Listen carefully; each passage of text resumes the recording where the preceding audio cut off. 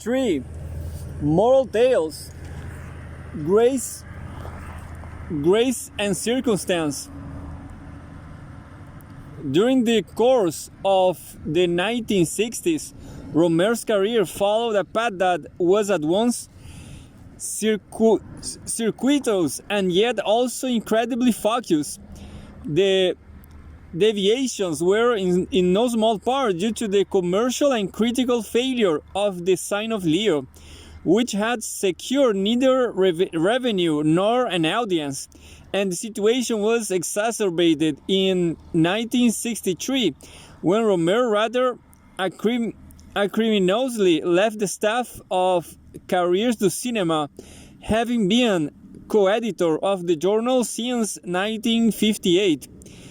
He was pushed aside by Jacques Doniol Valcroze, who controlled the money for the journal, in order to make way for a younger and more theoretically self-conscious group of critics who had been seduced by structuralism.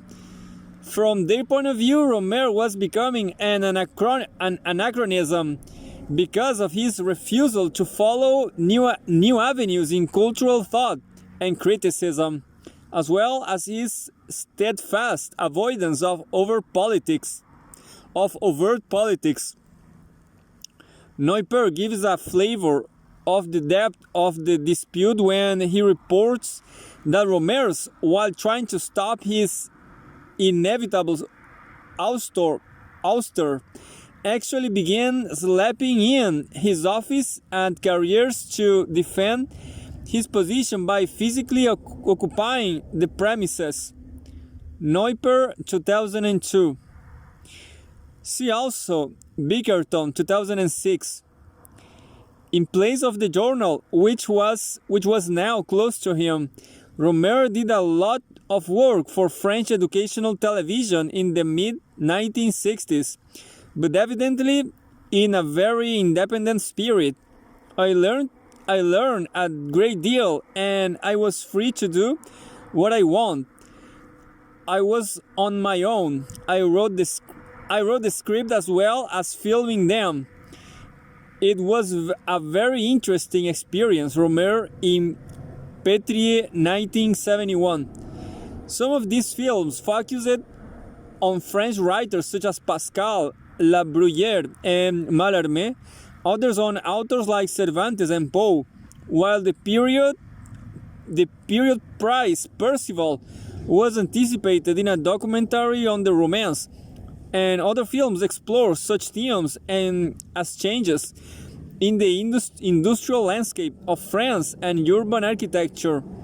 It is precisely this very independent working method that explains how Rohmer was able to take diversions while also striding towards a definite destination, both despite and in spite of the Sign of Leo, where many filmmakers might have retired to lick their wounds after the failure of their first feature. Rohmer rather did the opposite. The lack of public and commercial expectations seems to have given him a great sense of freedom.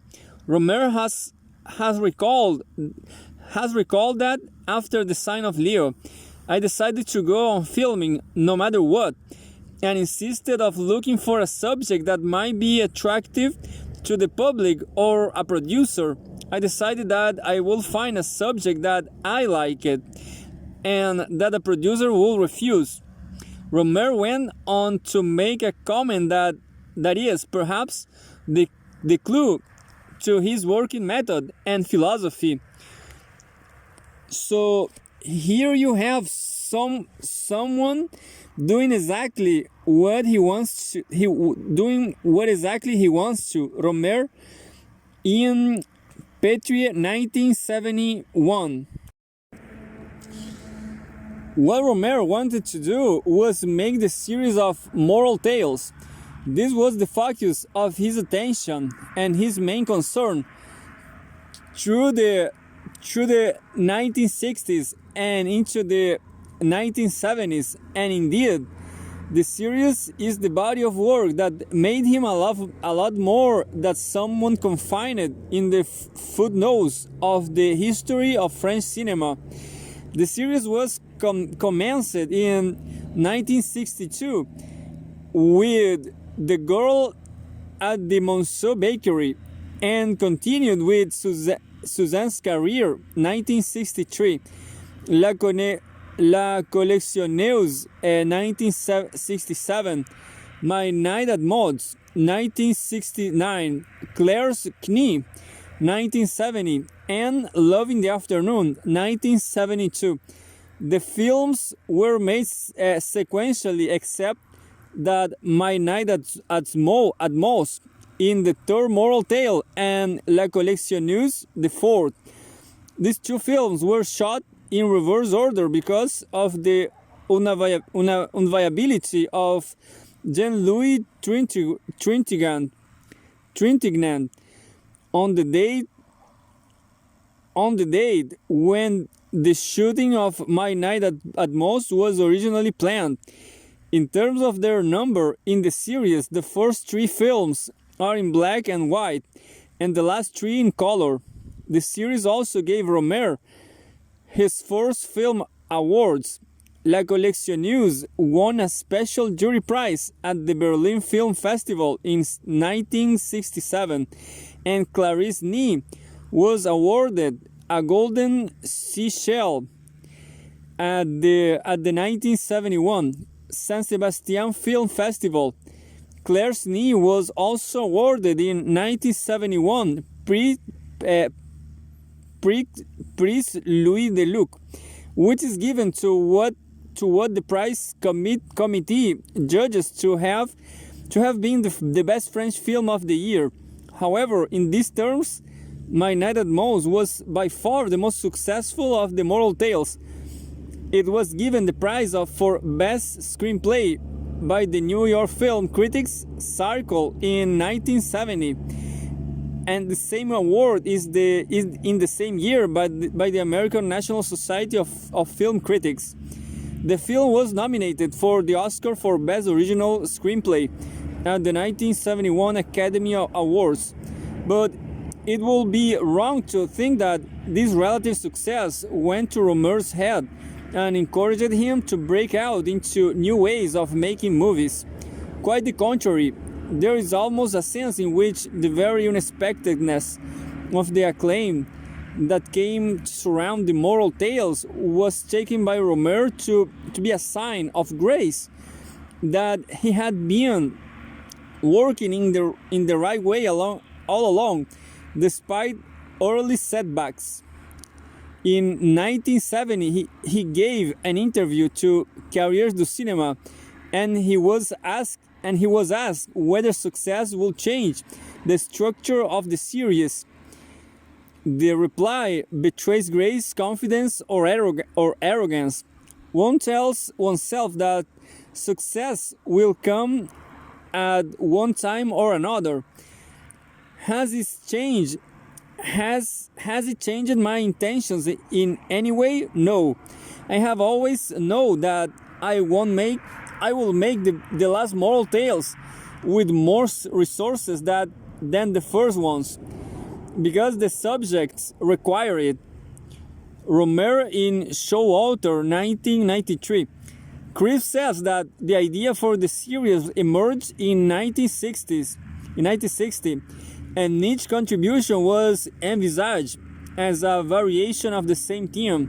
Chris, 1988, which was taken from a series of short stories that Rohmer had at least partly written and most certainly devised. Before he became active in the world of film, I had plots of all six before I started making the first, Rohmer in Davis, 1971. The project became viable thanks to Rohmer's relationship with Barbet Schroeder, and also because of money that was raised when one of Rohmer's very first short films, 1951's Presentation, was sold to French television a decade after being completed. Davis, 1971. This film lasted 12 minutes, and it is quite probable that the first link with Rohmer was fortuitous rather than deliberate from the point of view of its purchase. The cast included Jacques-Louis Godard, who had paid for the film stock, and in 1960 the sound was synchronized by Godard, along with Anna Karina and Stephanie Audran, Chris 1988. There can be little doubt that when it bought presentation, French television purchases an early piece by Godard as opposed to one by Rohmer.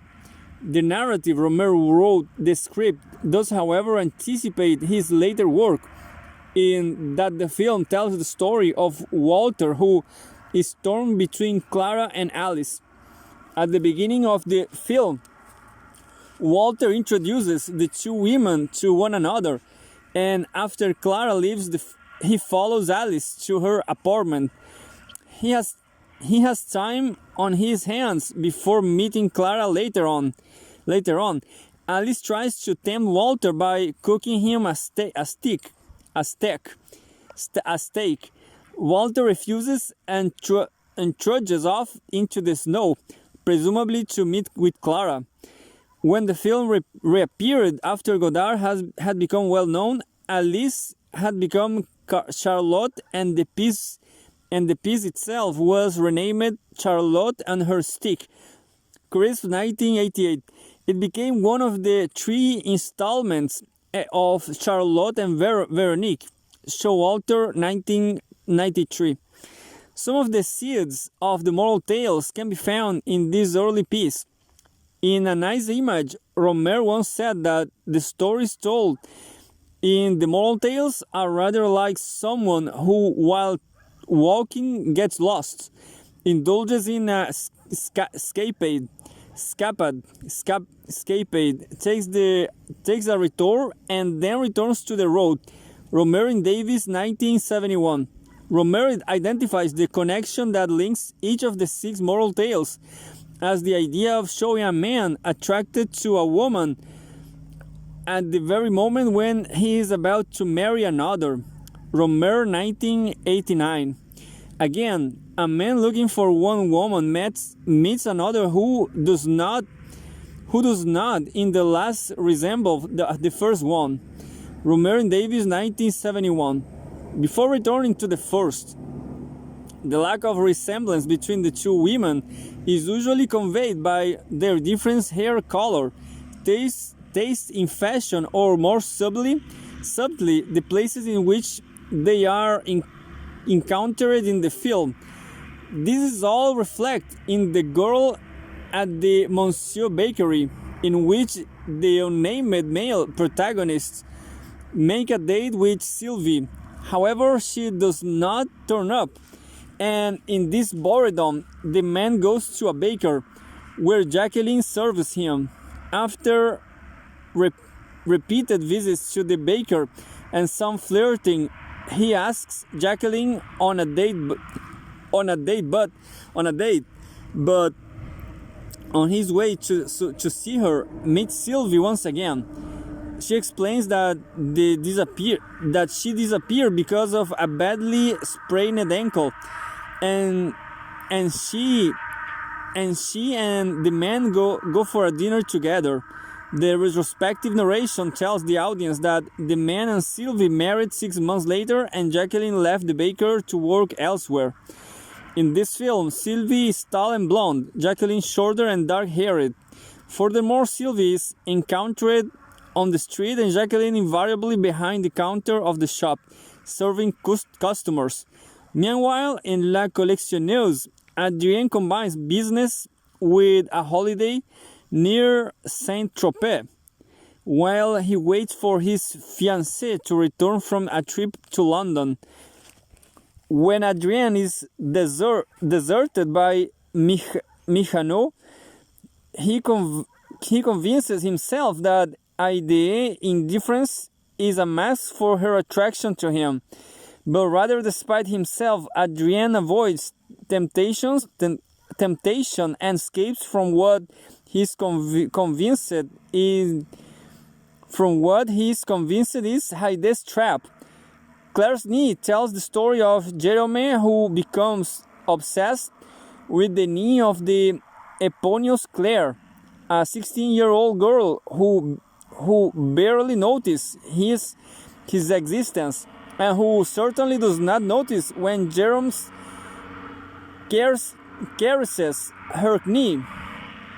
While the holidays at Lake Annecy shortly before returning to Sweden to marry his fiancée Lucinde. What saves the series from repetition and reiteration, even as the narrative of each film is more or less the same, is the skill with which Rohmer varies the theme. Indeed, he has explicitly compared his directorial domination over the series with the role of a musician. Like a musician, I vary the initial motive. I slow it down or speed it up, stretches or shrink it, add to it, purify it. Rohmer, 1989. The variations are deduced from the human relationships in the film. In some, the man is about the same age as the distracting woman. Suzanne's career, My Maid at Maud's, Love in the Afternoon. In others, older, The Girl at the Monsieur Bakery, La Collectionneuse. Or indeed very much older, Clarisse Nee. The settings of the films also change. Paris is a place of secrets, Monsieur Bakery. Cafés, Suzanne's career. Bourgeois consumerism, Love in the Afternoon. While adventures also take place on holiday on the Côte d'Azur, La Collectionneuse, the Alps, Claire's Knee, or while living in the provinces, My Night at Maud's. Variations are also provided by the palpable sense of season that each film conveys. For example, the snowy and wrapped up world of My Night at Maud's is quite different to the sun-drenched beaches of La Collectionneuse, and is more bodily obsessed and exhibiting drama. Somewhat emotively and perhaps somewhat pompously, Rohmer has identified the series with a puritanical plan, which is the original basic structure of the novels of the Middle Ages. There is the temptation and the woman who is the devil. Yes, he went on to draw a characteristic distinction between the filmmaker's work and the filmmaker himself. The idea of woman as temptress does not come out of my personal experience. It's more a literary idea. My idea was to place that literary conceit within the context of modern life and the modern world. Rohmer in Cles and Fieden, 1972. The comment was made during an interview about love in afternoon, and consequently Rohmer's moral tales can be understood as a concern to explore fundamental aspects of what it means to be human in the world with others. In the context of the surrounding now, the events of the film could have taken place in ancient Greece, for things haven't changed all that much. For me, what is interesting is mankind is what is permanent and eternal and doesn't change, rather than what changes, and that's what I'm interested in showing. Rohmer in Petrie, 1971. To this extent, it is tempting to identify Rohmer's work as the only contemporary understanding of the challenge of Baudelaire's definition of the relationship of art and modernity. Modernity is the transient modernity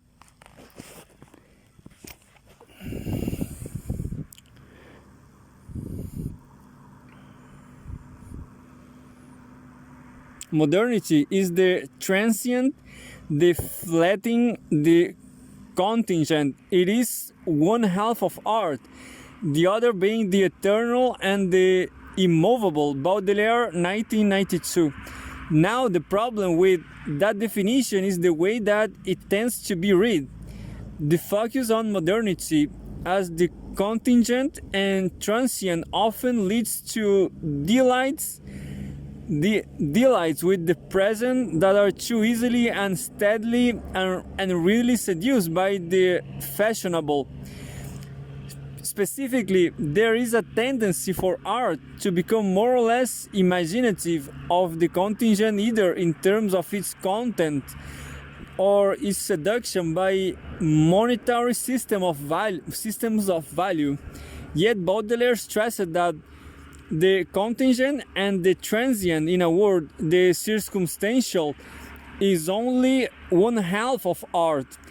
The other half consists in precisely what is eternal, and it is this other half that gives art its inner core, so long as it can be made a property of the now. The modern and the eternal are neither absolute nor in necessary contradiction. They are relational, and are without the one or the other will be failure. The modern without the eternal is facile, and the eternal without the modern is incomprehensible. Baudelaire illustrates the point when he discusses beauty. He says that beauty is made up of two parts, the first of which is eternal and invariable, thought to determine how much of it there is extremely difficult, while the second part is a relatively circumstantial element, which we may like to call contemporaneity, fashion, morality, passion.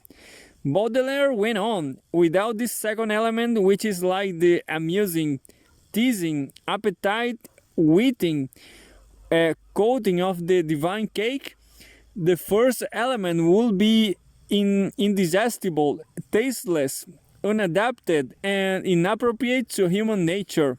Baudelaire, 1992. This is exactly the principle that runs through Rohmer's films, and which first became very apparent in the series of moral tales. Like Baudelaire, Rohmer is proposing that there are eternal truths that can be found in the human world, but that they are played out in circumstantial, contingent forms.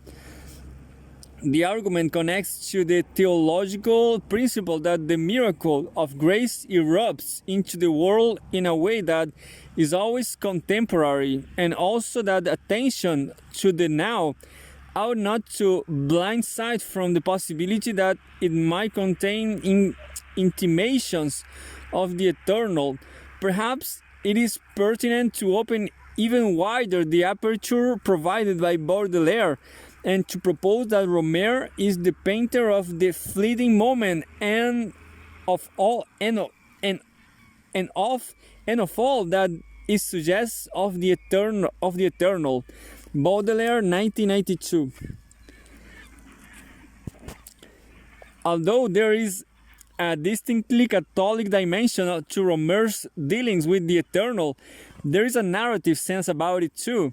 After all, when you scratch the surface a little, you see that there are really very, very few original scenarios. Those that claim originality derive more or less openly from a novel or a dramatic work. Rohmer, 1980. If that is the case, it leads to a very obvious question, that then are the novelistic and dramatic sources from which Rohmer's work derives its inspiration. Rohmer has frequently commented on his literary debts.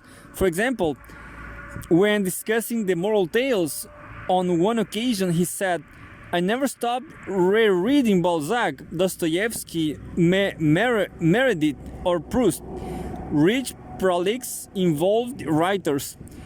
They present me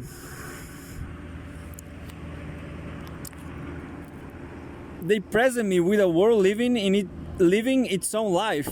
Rohmer, 1989.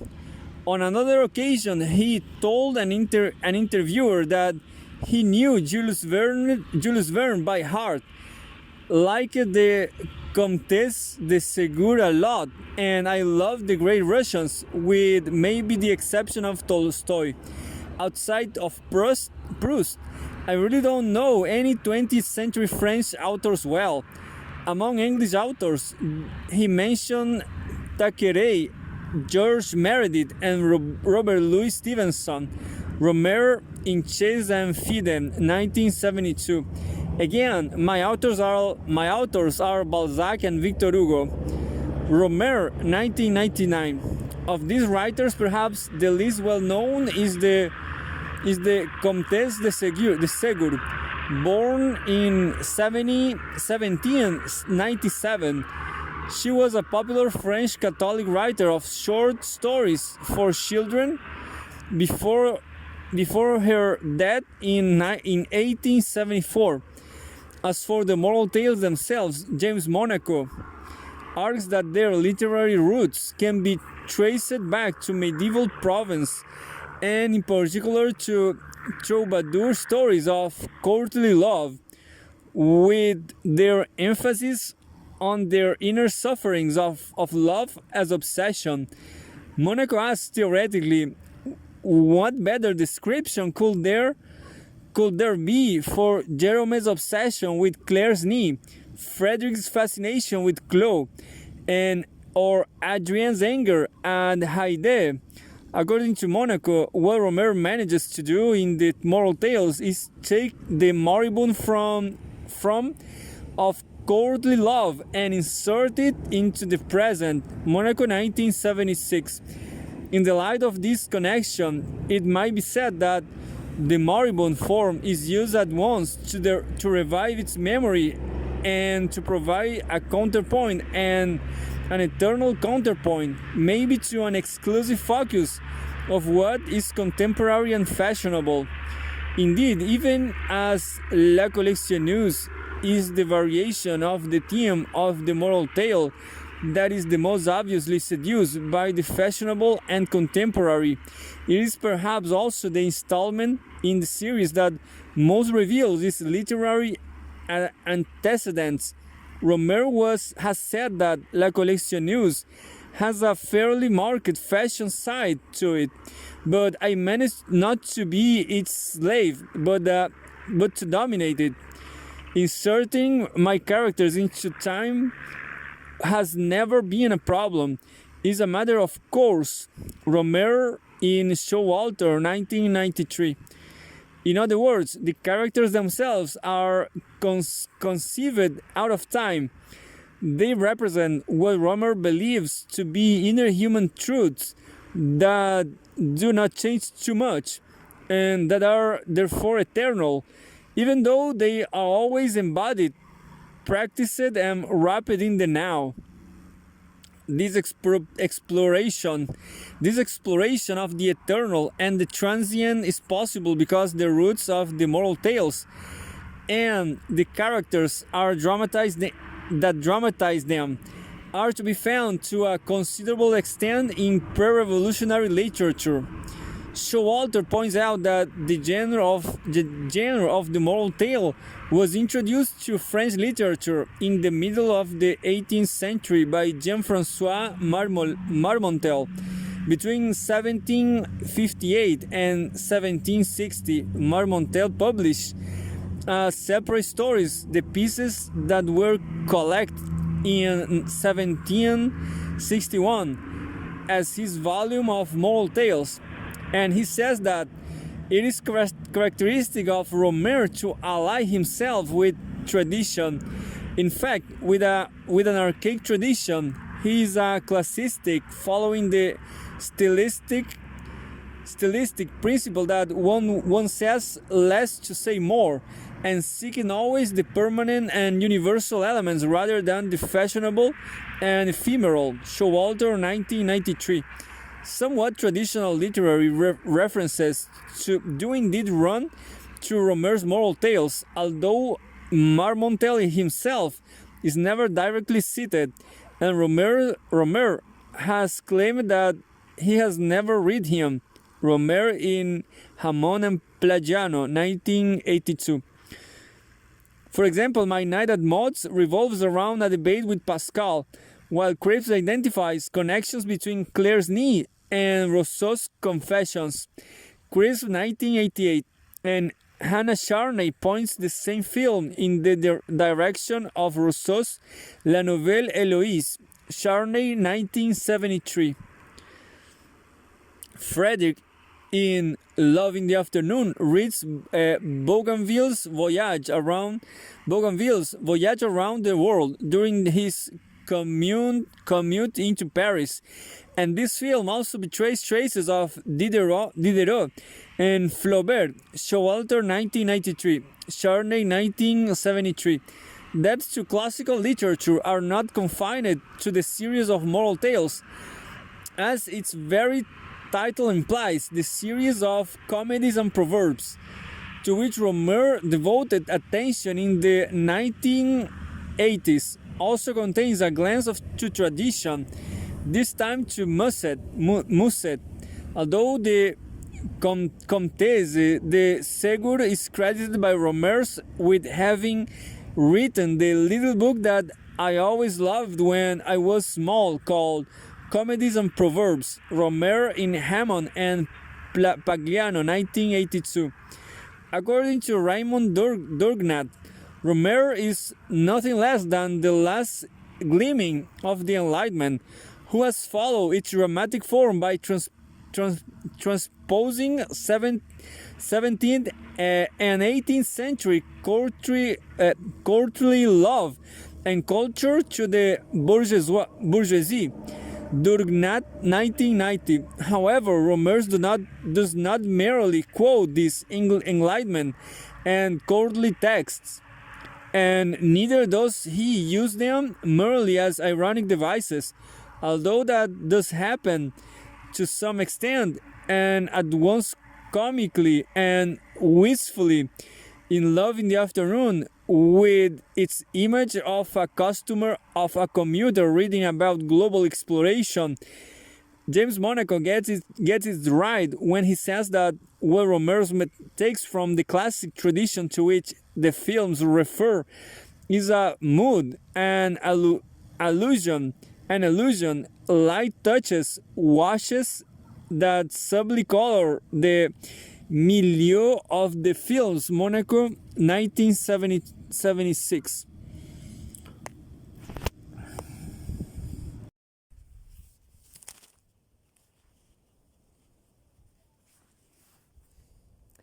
The debt that Rohmer owes to 18th century French literature is not just of narrative importance, however.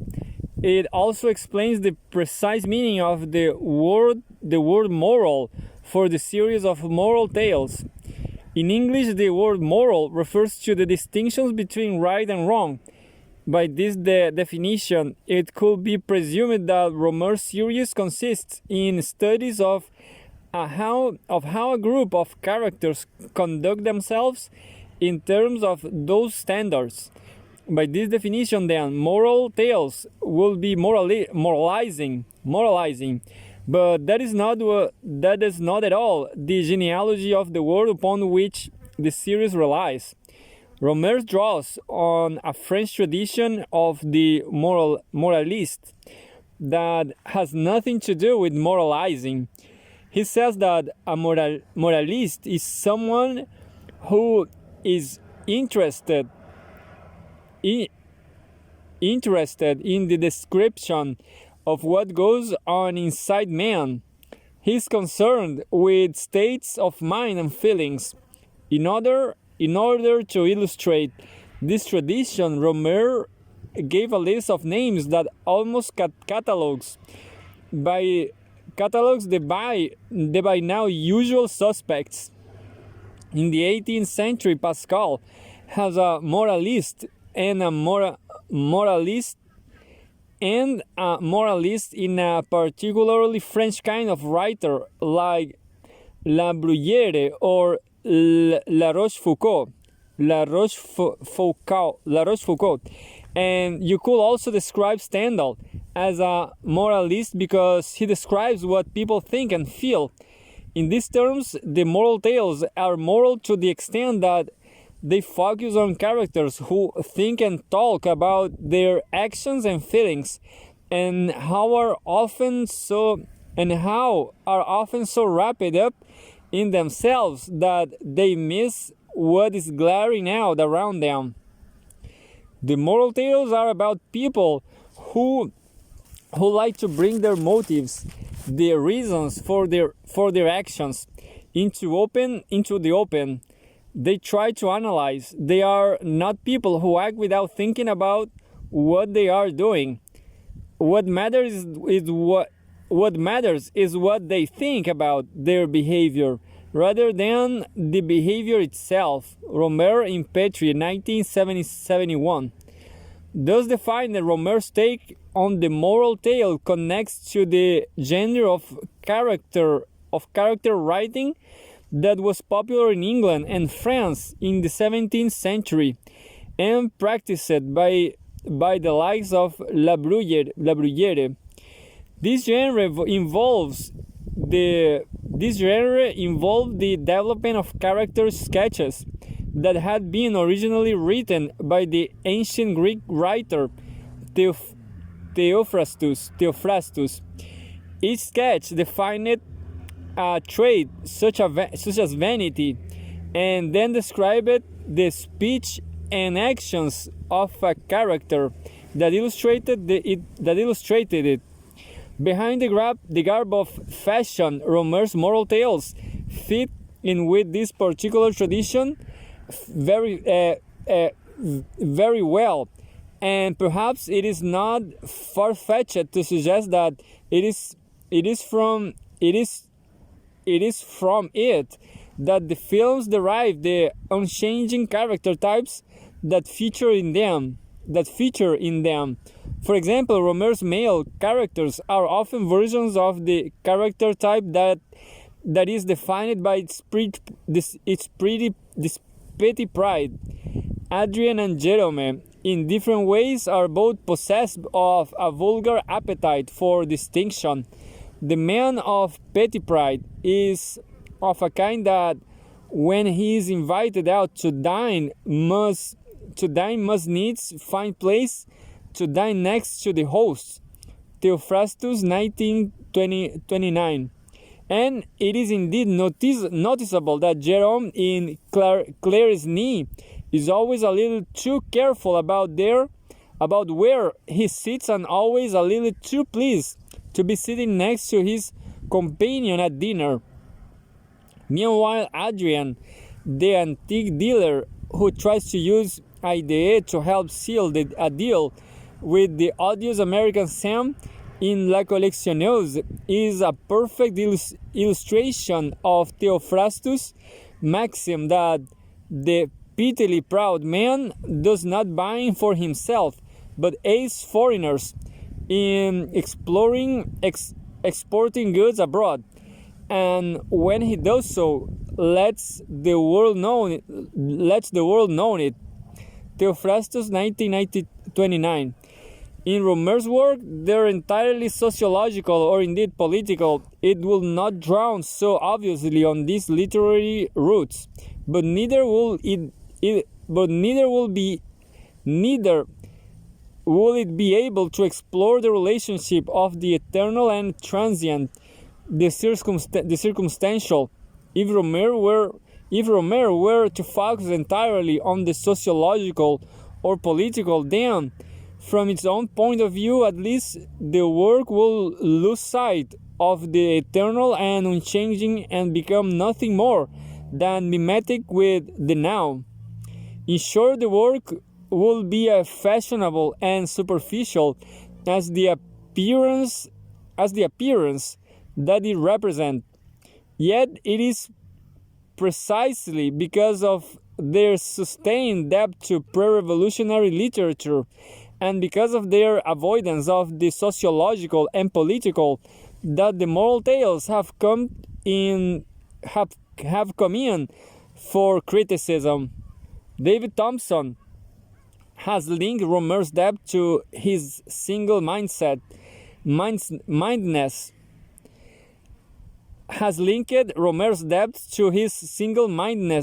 Mindedness. Sometimes I wonder if after the destruction of the rest of the world, Rohmer might not still be making his 6-part series on love at different times of the day, with holograms yet more slender, lovely girls, torrents of witty dialogue, and contrivances of misunderstanding. Thompson, 2002. And an Italian critic argued that the moral tales are circular and conservative narratives about living in the past because the present and future are too confusing. Davis, 1971. Indeed, this criticism could be used to cast light on the shifting geography of the series. Until 1966, Rohmer always filmed in Paris. The break was made when he went to the south of France for La Collectionneuse. He did not return to Paris until Love in the Afternoon in 1972. But even then, it is an ambivalent Paris because for the first time, these characters are not straightforward inhabitants of the city. Now they are commuters from the suburbs or people just passing through. Furthermore, Paris now becomes a city of exploitative and confusing consumerism and work where it was once a place of artisan shops, cafes and students. It was not really until the 1990s, and particularly Rendezvous in Paris, that Rohmer seems to have become entirely at ease with the city once again, although early glimpses of relaxation can be found in The Aviator's Wife.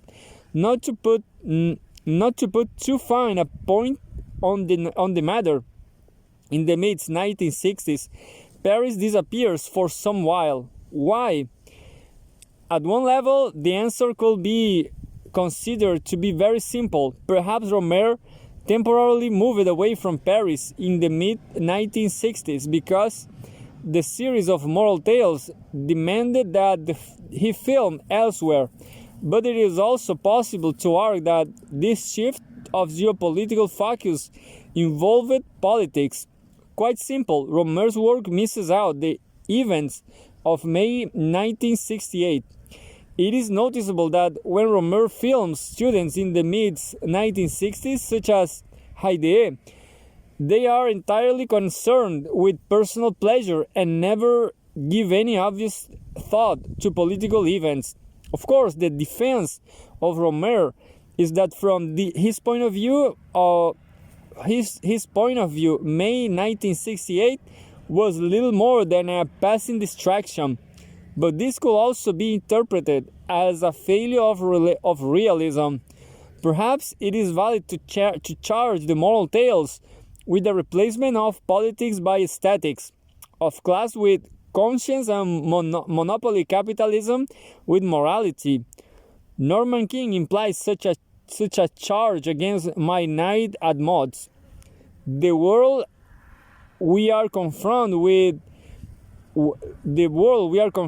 with is patently provincial France of the late 1960s. It looks and sounds tremendously convincing. Yet the political that unavoidable issue in 1960s France has apparently been removed and the moral centered. King, 2000. John Mellon contends that the moral tales in the end are little more than justifications of bourgeois stolidity. After all, in each of the films, the man avoids temptations and returns to his duty. What counts, Rohmer concludes, is that we have come to need, since we are members of the bourgeoisie, stability, permanence, and resignation to what we have been, rather than to what we have been, rather than commitment to what we might be. Mellon, 1974. According to Mellon, then, the moral tales emphasize a safe path over an uncertain and yet open future. But in this respect of a turn away from Paris and a focus on the bourgeoisie, Rohmer was not unique. As John Orr points out, in the mid-1960s, Claude Chabrol's attention also moved from Paris and into the provinces. According to Orr, this was not just an escape from turmoil on the part of two of the older figures of the new wave. He says that it was instead a means by which they could deal with the challenge of politics in a way that remained compatible with their filmmaking concerns, contrary to those who might see the escape from Paris as tantamount to a flight from the present and the future, or says of Chabrol and Rohmer. Both directors did find inspiration in the turbulence of the time. Rohmer, in his encounters with ideology and the younger generation, Chabrol with his deconstructions of bourgeois lifestyle and bourgeois family, or 2005.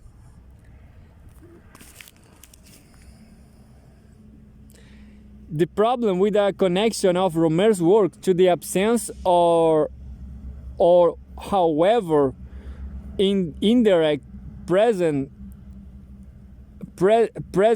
of an answered and an awareness of May 1968 is that it imports into the discussion criteria and values that are not terrible, insightful in this case. Certainly it is possible to contend and indeed to contend with some validity that the avoidance of overt political statement the avoidance of overt political statement is itself a political statement. But the point with Rohmer's work is that it operates according to a set of concerns and values that is incompatible with, maybe even absolutely blind to, politics. This is even the case in Rohmer's most obvious political film, The Tree, the Major, and the Media Center.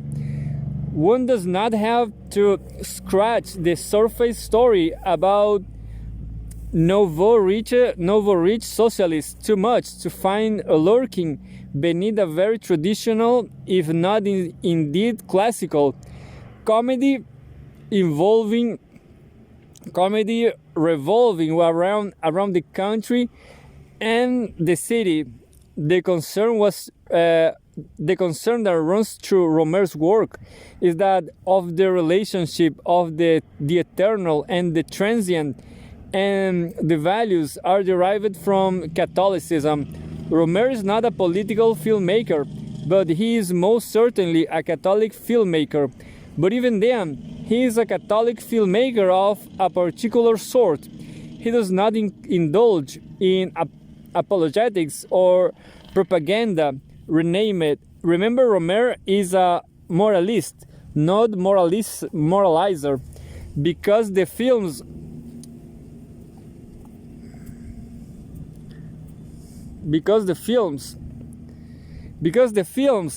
are most concerned to explore a Catholicism understanding of how the eternal issues into the transient and circumstantial, how the transient and circumstantial might allow for the recognition or misrecognition of the eternal, and how the two interrelate to shape the human dilemmas of the now.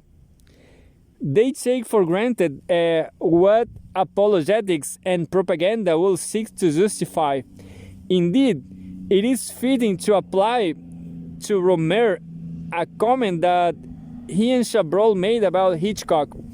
He refuses to sermonize, to proselytize, so much that audiences were quickly to forget the essentially Catholic nature of his work. Rohmer and Chabrol, 1979. The series of moral tales is a sustained and rigorous investigation of Catholic concerns and values, and it revolves around two issues. First, the question of grace and hardness,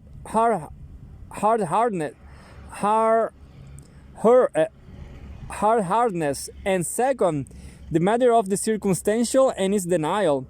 In other words, the series of moral tales in Rohmer's variation on themes from Pascal's theology, a discussion of the moral tales through the prism of Pascal, also casts light, albeit light of a speculative sort, on the matter of Rohmer's self-effacement. Is he consciously avoiding the traps of vanity and pride? Grace and hardness. In 1953, Rohmer wrote that there is only one great theme of cinema as an art: the opposition of two orders, one natural, the other human, one material, the other spiritual, one mechanical, the other free, one of the appetite, the other the heroism or grace. Rohmer, 1989. This might also be identified with the orders of the empirically real and the really real, or as the Baudelairian orders of the fleeting and the eternal. Yet the argument that they are in opposition is overstanding the case.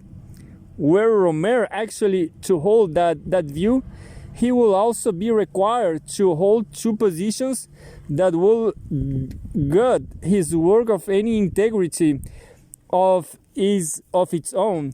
First, if the orders were opposed to one another and therefore radically distinct, separate and distinctive, then cinematic realism will be able only to depict an objective out there.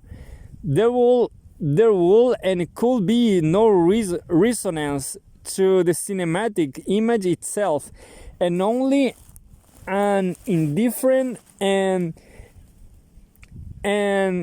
undiscriminating strategy of point and shoot will be appropriate. Indeed, properly speaking, neither could the image be considered to be superficial or profound, because it would be all that there could possibly be. In this way, cinema could only be naively mimetic. It could not possibly be an art. Second, to talk of distinct orders in opposition is also to imply that they cannot be brought together.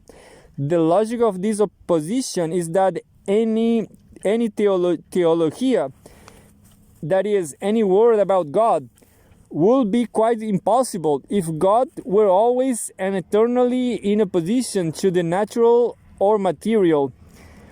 He will not even be absent. Such a God will actually be an irrelevance, and that is a status that no theology can accord to the theos about which, by definition, it seeks to speak.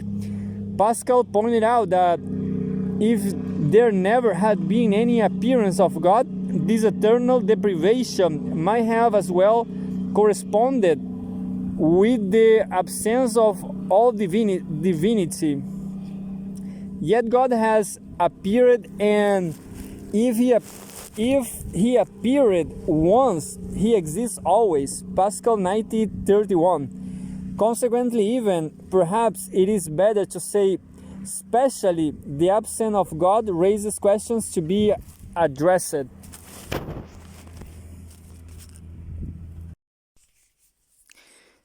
By this argument, then, the concern is not to fall silent in the face of the usual absence of God. Instead, it is to pay attention so as not to miss the miracle of His appearance. It is in this light that it becomes possible to understand Pascal's connection that grace will always be in the world, and nature also. Pascal 19:31. Pascal is saying that grace erupts into the empirical world and can only be found there. And he is also arguing that despite empirical evidence that might indicate his absence, God nevertheless is always actually or potentially present in every moment, just like nature, although it will be wrong to confuse God with nature. They are distinct. Moreover, it is through Pascal's connection that it also becomes possible to appreciate that actually Rohmer's concern is not at all to examine two fundamentally opposed orders. Rather, what Rohmer's work seeks to do is carry out and facilitate a work of observation through which the appearance of grace in the world might be noticed. Consequently, the work's concern is to examine the interrelationship of the material and the spiritual, of the empirical and the real, the fleeting and the eternal. As a Catholic filmmaker, Rohmer takes the reality of the second order as given, but since he is not a Catholic propagandist, he does not try to prove it. As with his moralism, Rohmer's Catholicism is not at all didactic. Instead, the point is to help the audience to observe, to encourage the audience to look to see what might otherwise remain unseen. The point is to encourage the audience to engage.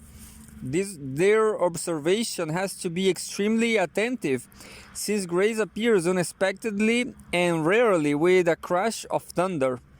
Yet, the close and committed attention will be rewarded precisely because the Deus absconditus is also pervasive. Pascal saw that the deity who appeared once exists eternally, and so even as he is absent, God is immanent, or as Andrew Greeley rather nicely puts it, lurking gradually to thousand. This is also the status of God and of the spiritual in Rohmer's work, pervasive in absence, absent but immanent, lurking.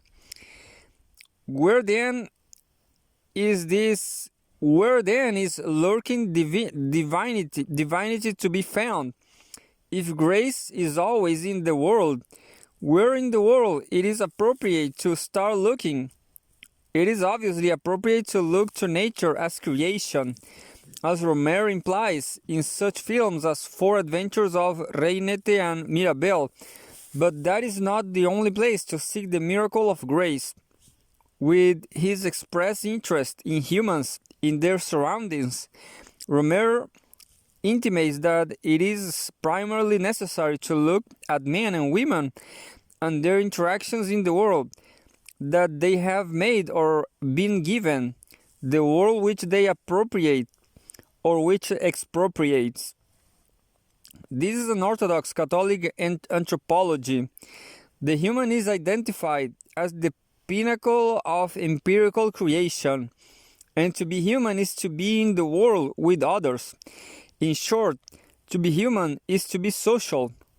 As the Catechism of the Catholic Church puts it, the divine image is present in every man.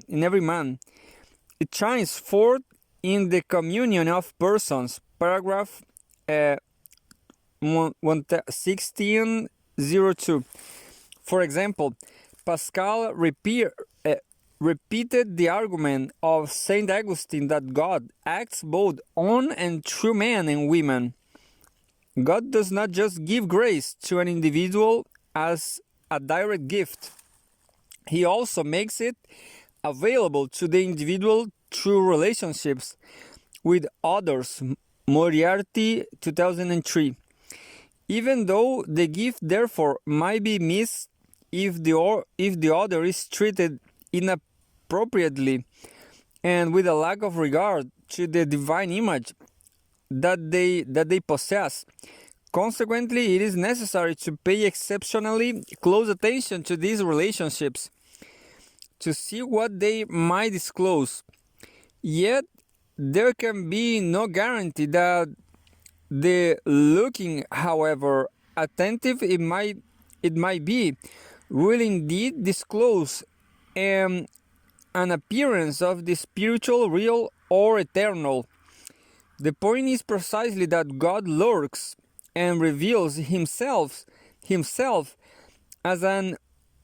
as and when he wills.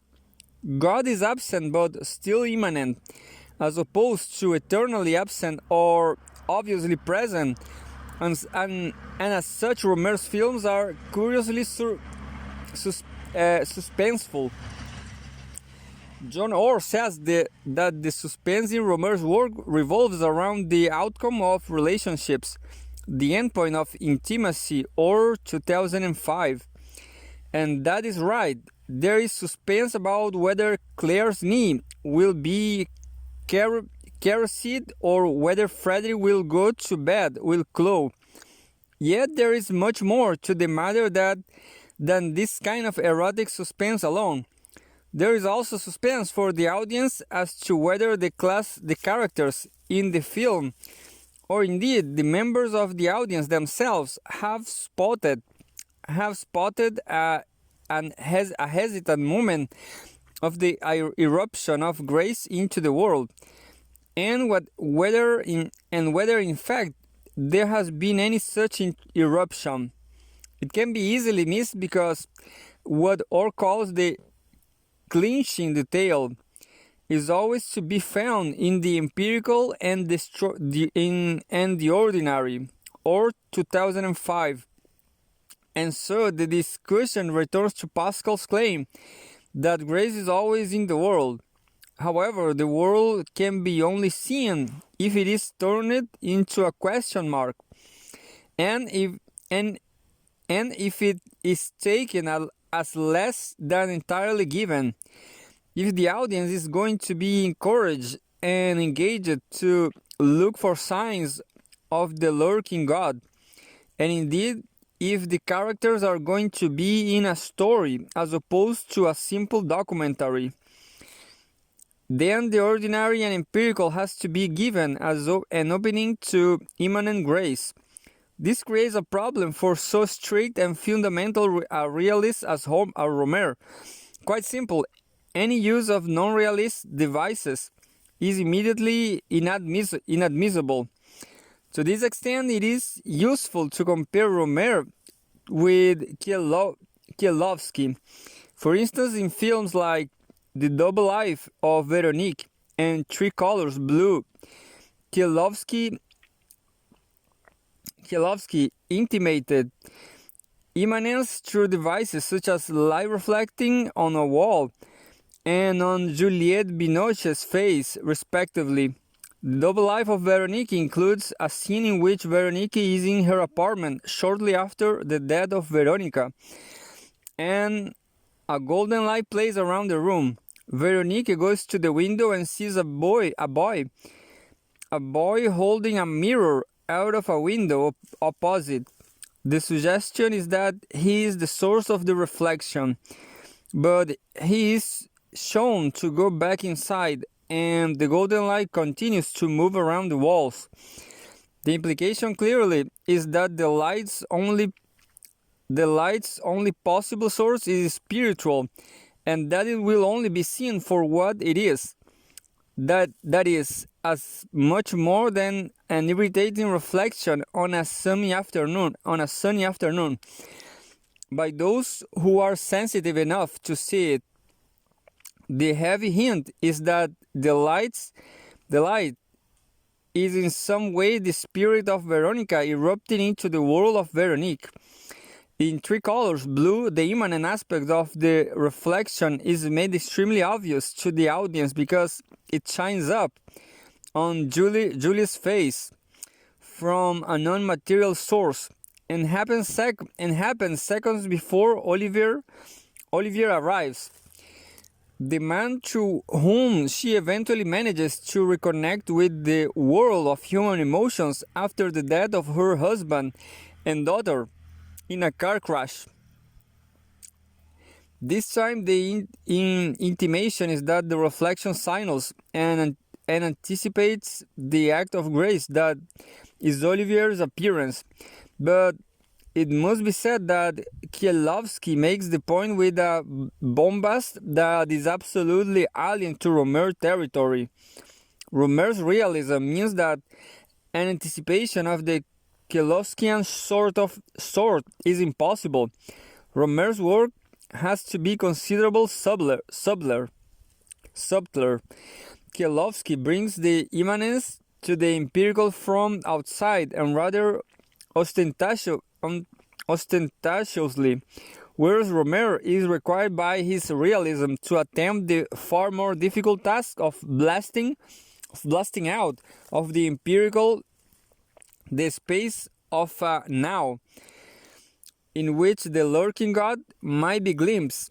Rohmer's problem, in a nutshell, is that close attentive looking and seeing is only possible if the empirically real is juxtaposed with the really real. That is, if the eye is encouraged to look for the unseen. And yet realism demands that the really real can never be admitted as such, precisely because it is not empirically real.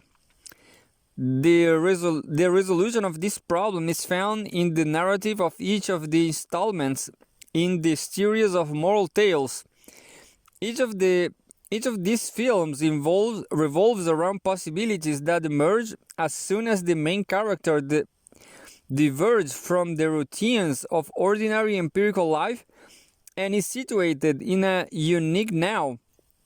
For example, The Girl and the Monsieur Bakery tells a story that commences when a male student has to find somewhere to have lunch after the university dining hall is closed, and Suzanne's career also requires the flexible time of student life. Meanwhile, and as the male characters in the film get older and therefore more deeply embedded in their routines of everyday life, such as careers, their divergences from the norms because tied to specific times as opposed to a general lifestyle.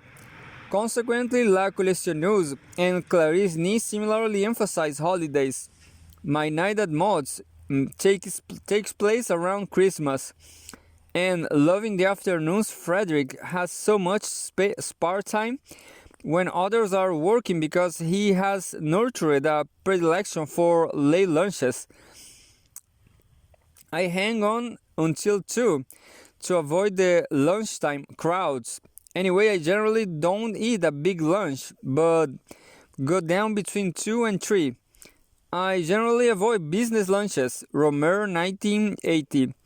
The narrative reliance on non-routine time is too consistent to be accidental, and Chris argues that Rohmer is implying that there is a danger of any digression from the accepted social time schedules.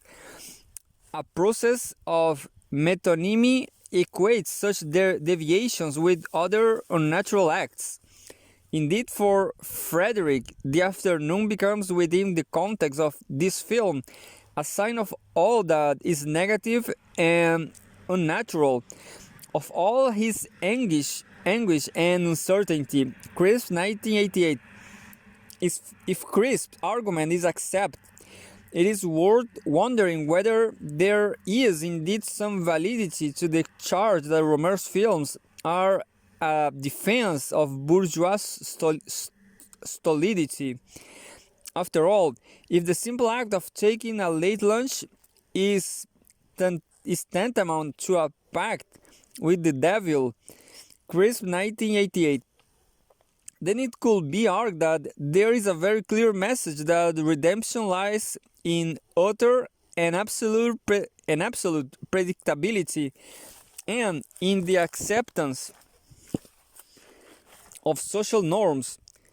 That kind of predictability will signify a measure of success in controlling the passions and in subordinating desire to external demands. But is that actually the charge of the disordered time that does indeed run through the series of moral tales? A different interpretation is possible, one that draws on Pascal. The Pensées contain the comment, spirit of grace, the hardness of the heart, external circumstances, Pascal 1931. Admittedly, such a pithy remark is open to a variety of readings, but if it is broken down into its constituent parts, Pascal's sentence provides a way into understanding Rohmer's moral tales. The most obvious aspect of the remark is that it draws a distinction between the spirit of grace and the hardness of the human heart. For Pascal, grace is not given to a man or woman once and for all. The logical corollary of this position is that grace can be lost or withdrawn, and that the believer ought never to presume that he or she has been definitely saved. Predestination is only known for sure by God, and in this world a rededication and recommitment of the self is always required and necessary. There is no rest from the struggle to deserve God's continued favor, and grace has to be earned again and again. For Pascal, the true believer will be she or he who riddled with anxiety, not she or he who is certain. It is not enough to ask today, even with a pure heart, for the gift of continence tomorrow. We must go on asking if we are to go on receiving. We cannot project our moral and spiritual state into the future. Moriarty, 2003. The hardness of the heart to which Pascal refers consists in the refusal to go on asking because of seduction by the distractions of the empirical world. The distractions are diversions that harden the heart against the important questions that emerge in all their starkness. As soon as they are confronted head on, then they will see themselves. They will reflect on what they are, whence they came, whither they go. Yet because those issues are too overwhelming for men and women, we cannot employ and divert them too much. Pascal 1931. This was the reason why Pascal condemned pride and vanity. Invariably, the men in the moral tales are remarkably vain and proud, and disdained theater, games and hunting. In a sentence that bristles with despair and not a little contempt, Pascal wrote that men born to know the universe, to judge all causes, to govern the whole state, is altogether occupied and taken up with the business of catching a hare. Pascal 1931.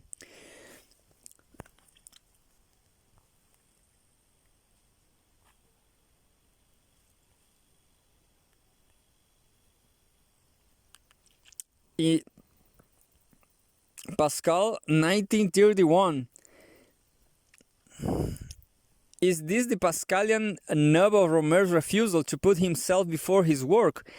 Precisely with that business of catching a hare is the theme of the moral tales. Each film in the series concentrates on a man who is committed either emotionally or through engagement or marriage, and yet in each case he is distracted by the possibilities of the pursuit of another. So in The Girl and the Monsieur Bakery, there is commitment to Sylvie and distraction by Jacqueline. Suzanne's career is less clear, but the object of commitment is probably Suzanne, and distraction is Sophie. While extreme clarity returns in My Night at Maud's, where commitment is to Francois and the distraction is Maud. In La Collectionneuse, Adrien is committed to his fiancée Michano, and distraction is Haydée. In Clarisse Ni, it is Lucinda and Denis. And in Love in the Afternoon, it is Hélène and Claude.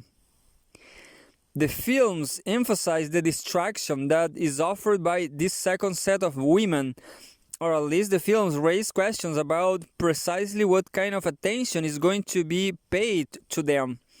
Are these women going to be regarded as purely material, as purely fleeting, or will they be seen as intimations of an eternal, through a tendency which becomes more pronounced as the series progresses to fetishize their bodies, to fetishize their bodies. Tendency towards fetishization can be seen as early in The Girl at the Monsieur Bakery, where there is an occasional focus on Jacqueline's neck, but they are most obvious at the beginning of La Collectionneuse, and of course in Claire's Knee. La Collectionneuse begins with bikini-clad Haydée strolling along a sandy beach. The camera moves up and down her body, lingering on specific parts such as her neck, stomach, legs. It is a technique that sections her body, focusing on details without relating them to the whole. Crisp, 1988. As for Claire's Knee, Chris Wingen contends that it is in this film that the new wave's objectification of the female body reaches its peak. Wigan, 2001. While Margot's Knee is quietly significant in Rohmer's later A Summer Tale, but the films themselves rather subvert any chance of total fetishization. The fetishization is only ever proposed.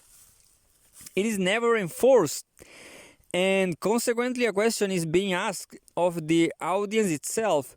In many ways, the bodies of Jacqueline, Haydée, and Claire are reduced to pieces precisely so that the audience itself is given at least an opportunity to ask a reflexive question about whether this is an appropriate way of seeing her another human. In Haydée, a young woman with her own integrity, or is Haydée a young woman with her own integrity, or is she going to be reduced, as the camera and the man in the film reduce her to toffee limbs, and Claire a woman with her own volition, or is she merely a criminee? Put another way, is Claire's knee simply the knee that it appears to be, or does it represent moral peril? Jones, 1981. Or then again, it is an eruption of grace into the world. These are questions that are raised by the largely ironic fetishization of women in Rohmer's work. It is ironic because in as far as it raises questions, it subverts its own statement. In this way, the films are opened up to, if not in fact require, a variety of readings. They only work if they are seen as texts that demand interpretation and to some extent even completion by their audience. Rohmer's point is not that Haydée ought to be reduced to her fetishized body, but rather he is forcing the audience to reflect upon how they see a young woman in a bikini. If the scene is carried out with a hard heart that accepts and reveals in the diversions of the empirical world, then she is indeed likely to be seen as little more than alluring. But if she is seen instead as a constituent part of the world into which grace issues, then she is likely to be seen more attentively and carefully. She will be much less of a diversion or distraction and more by way of an incitement or provocation. There is a choice to be made for the audience every bit as much as for the man in the film.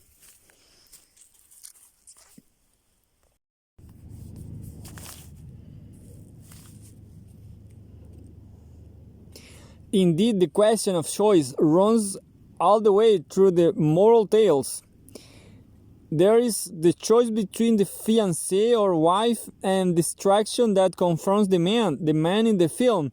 And there is also the choice that the audience is required to make as to how to regard the characters in the film.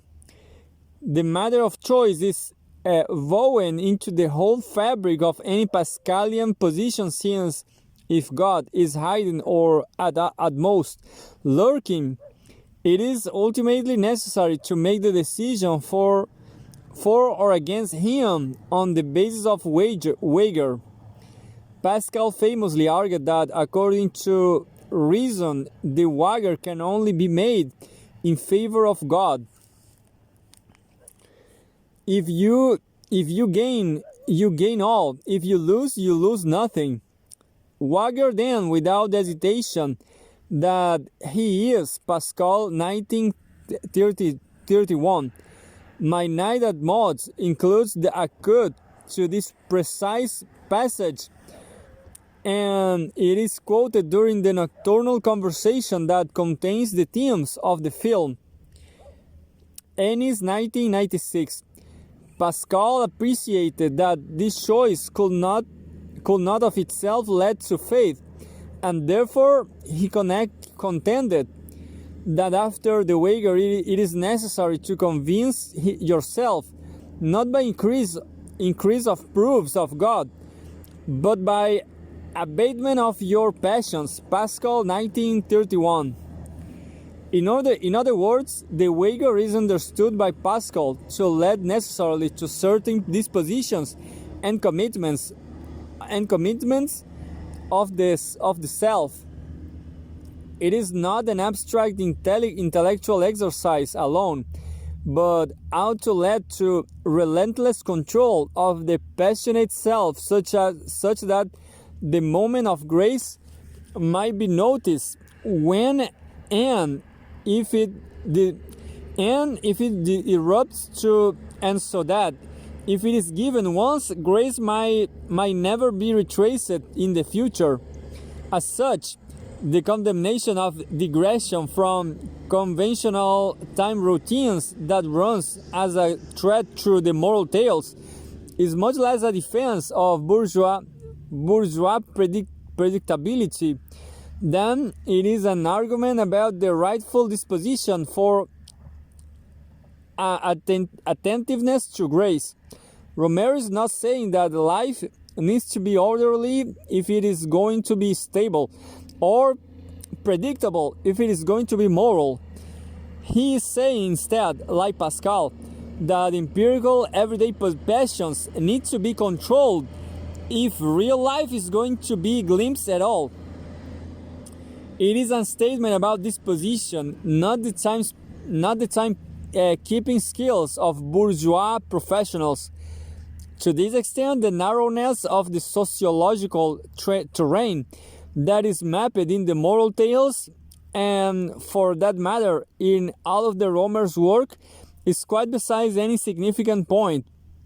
This argument explains an exchange in my night at Mott's about a bottle of Chanturg wine. The narrator explains that he finds the wine excellent. In other words, it signifies a kind of passion. It is a diversion of the senses, and that consequently he chooses to refuse to give up in the pursuit of self-control. As he rather proudly says, why give it up? In the name of what? No, what I don't like in the Wagger is the idea of giving in exchange of buying a ticket like a lottery. In Showalter, 1993, the narrator wants to be given a gift of grace, but refuses to give anything in return, not even a glass of wine. Yet, as Pascal saw, if nothing is given in exchange for the acceptance of the Wagger, then the heart is too hard to be open to the eruption of grace. What the narrator is refusing to do is lessen the passion, which are your stumbling blocks, Pascal 1931. The narrator has also reduced the Wagger in favor of God to empirical self-interest. Admittedly, this is an inherent problem with the Pascalian position. It is possible to read the Wagger as saying nothing more than that it is one's rational self-interest to believe. But there is more to the matter than that. The point that Pascal was trying to make is that the self-interest that is satisfied by the Wagger in favor of the existence of God, of a higher order than the appetitive, empirical, and diverting self-interest that is satisfied by something like a glass of wine. As such, the narrator of My Night at Mott's has actually misunderstood Pascal's point, or he has understood it. He has refused to accept it. The narrator's wager on Pascal is little more than a proud diversion from the dark questions. In this way, the narrator of My Night at Mott's is not making an ultimate choice, and this is almost certainly the nub of the somewhat vain Catholicism that he wears like a badge of honor. As he tells a workmate, I'm Catholic, my family was Catholic, I've stayed Catholic, in Showalter 1993. Of course, what this proud announcement misses is the Pascalian point that being a Catholic requires rather more of the individual than staying the Catholic one who has always been. Catholicism is a journey, not a destination. This is what the narrator fails to see, and thus there is a question about whether he might in fact have reduced Catholicism itself to the status of a diversion, just like a fine wine. This is a possibility that is rather reinforced by his behavior at Mass in the cathedral when he first notices Francois, whom he decides to marry, and then attempts to follow home. The hint is that the narrator once again shows that he has completely misunderstood the Pascal. In the provincial letters, Pascal mentioned the question of looking lustfully at women at Mass. He quoted the casuist position that it is certainly wicked to lust after women at Mass. But nevertheless, at least the obligation to attend Mass has been fulfilled, and so the weakness might not be important. The point is that Pascal mentioned this argument in order to condemn it by satire, irony, and mockery. But it rather seems that the narrator has read this part of Pascal without imagination and taking the words at face value. He has read the words and quite missed the spirit in which Pascal wrote them. Pascal 1967. The narrator does not realize that in this way, and maybe in many others too, he is an exemplar of everything that Pascal identified as the problem to be overcome. But in all fairness, it must be said that it is certainly the case that the narrator of My Night at Maud's is capable of controlling his empirical emotions. After all, he refuses to sleep with Maud despite sharing a bed with her during the fateful night. Nevertheless, he remains a character to be criticized from a Pascalian point of view. His fate possesses none of the desperate charge of the Wagger, nor recognition that God can at any moment withdraw any gifts that he has given. The narrator has convinced himself that the simple is a Catholic, and consequently he is able to choose to enjoy chantage if he pleases. Similarly, his Catholicism is of an order that does not prevent him from looking at young women during Mass. Rohmer adds a nicely subtle critique of the narrator's distraction by Francois when he has him notice her at the moment when the priest and congregation recite together, "Forgive us our trespasses, and we forgive those who trespass against us.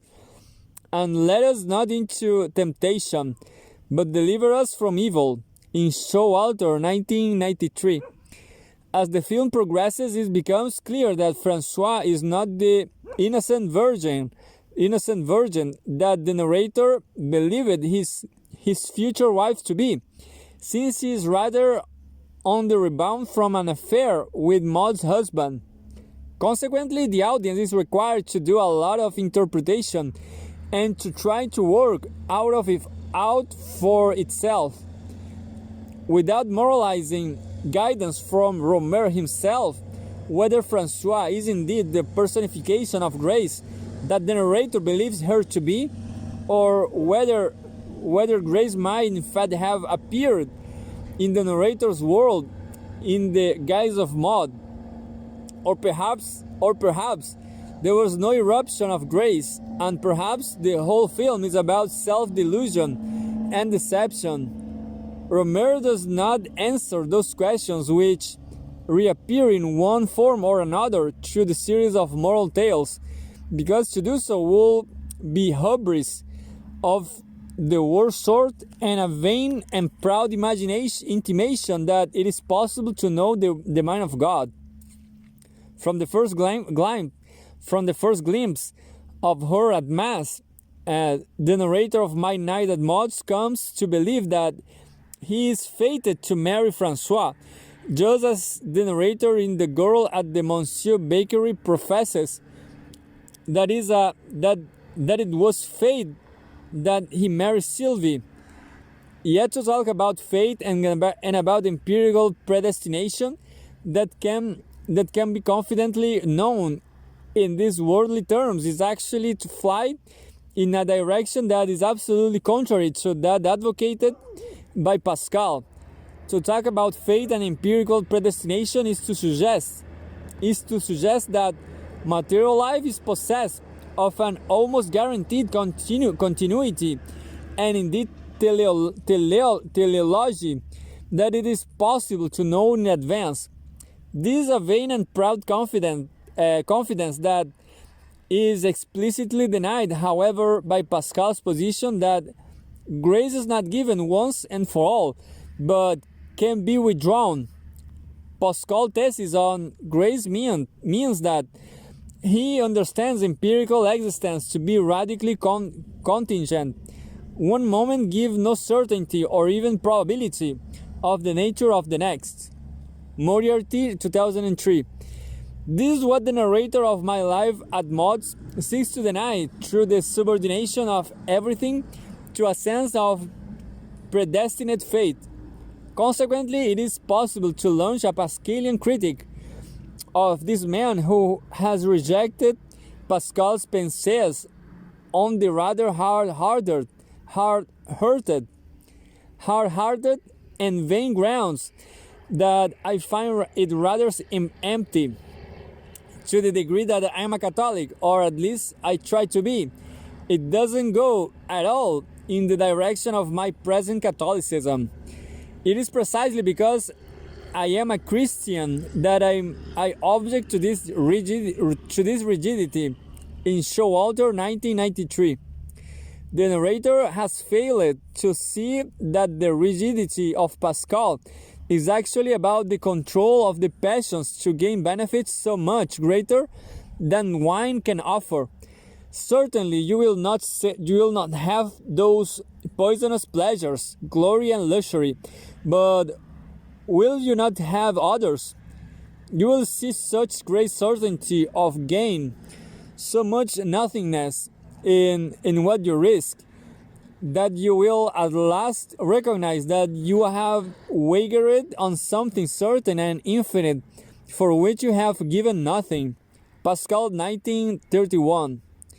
How then out the narrator of My Life, My Night at Mods, and by extension the man at the center of each of the moral tales, to have regard himself? If their lives are not determined by a fate that can be known in advance, then what does determine them? Pascal's answer would be that the path toward real life might only be pursued if attention is paid to the possibility of the eruption of grace in the empirical, such that the eruption transforms the moment into a now that is open to the immanent, but that such possibilities can only be seen in as far as there is the cultivation of a disposition to be susceptible to the circumstantial. That disposition can only emerge if the passions are controlled, and if there is a refusal of pride, vanity, and the diversions of any kind of her chase. Once again, Rohmer's own self-effacements come to mind. Circumstance. There is deep irony in the center of each of the moral tales. One of the themes that the films explore is the paradox that routine is necessary for the development and nurturance of the disposition to see any eruption of grace into the world, and yet those very routines are also dangerous in that they can lead to hardness.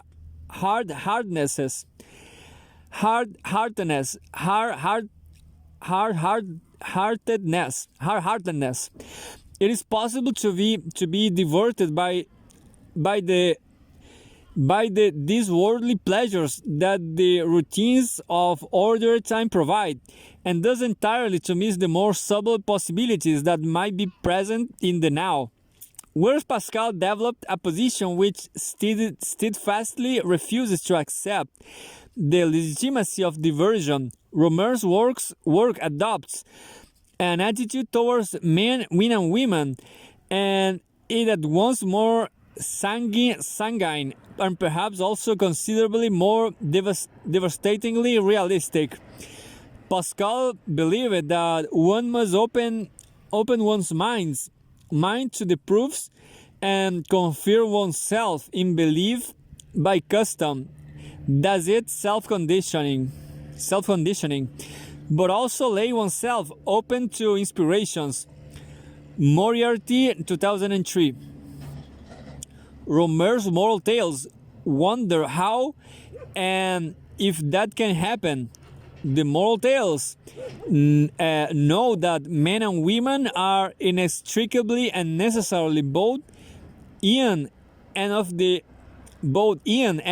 empirical world, and that empirical life is only possible on that basis. The Pascalian solution of disengagement is not viable for ordinary people, and ascetics never appear in Rohmer's work. For Rohmer, then, the question to explore is how characters, who are very much like the members of his audience, that are wrapped up in their own ambitions, dreams and frustrations, encounters the world and others around them. What Rohmer's work examines is how men and women in social situations confront the two orders of the empirical and the real, and how the ability to flourish in the former almost inevitably leads to a blindness of the latter. Rohmer shows that this worldly sophistication can too easily go hand in hand with utter blindness. Yet his non-didactic modesty means that Rohmer is never arrogant enough to pretend that he knows a solution to this paradox. It is presented and not resolved for the simple reason that for empirical men and women, there probably is no resolution without faith and the theological virtue of hope. Rohmer leaves the audience pondering a paradox in which we ourselves are also trapped. The lever that Rohmer uses to establish a critical irony towards the characters, and indeed the lever that is used to open up an everyday space for the possibility of the appearance of the miracle of grace, is the circumstantial. It is worth recalling that Pascal connected external circumstances to the spirit of grace and to hard-heartedness. Rohmer's work takes up this connection to examine how the circumstantial might well offer the chance of a non-routine, yet nevertheless ordinary space for grace. And it also deals with how characters that are too hard-hearted to accept or embrace what is before them can explain that possibility away. The circumstantial can be defined as chance and the incidental. It is something approaching the pure now, in that it stands as the eruption into everyday of an unexpected and unpredicted real. It is a noun that blasts the moment out of the quotidian, and which reflects back on the everyday as a question, challenge, and provocation. The circumstantial is a noun that contains the possibility of an inspired regard towards the empirical. Consequently, it can be argued that the inspiration to attend to the possibility of grace is contained within the circumstantial now, since it puts the question mark against the routines of empirical life. But the hard-heartedness that is required and promoted by routine militates against the recognition of the possible eruption of grace for what it is. In the specific terms of Rohmer's work, what this means is that it is in the incidental that the most important, what Orr calls the clinching detail might be found, and also disastrously or comically missed.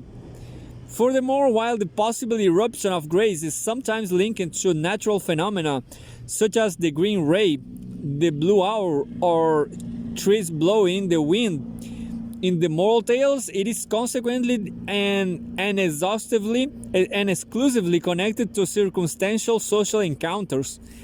Here then Rohmer is recalling Pascal's point that grace can be given through others.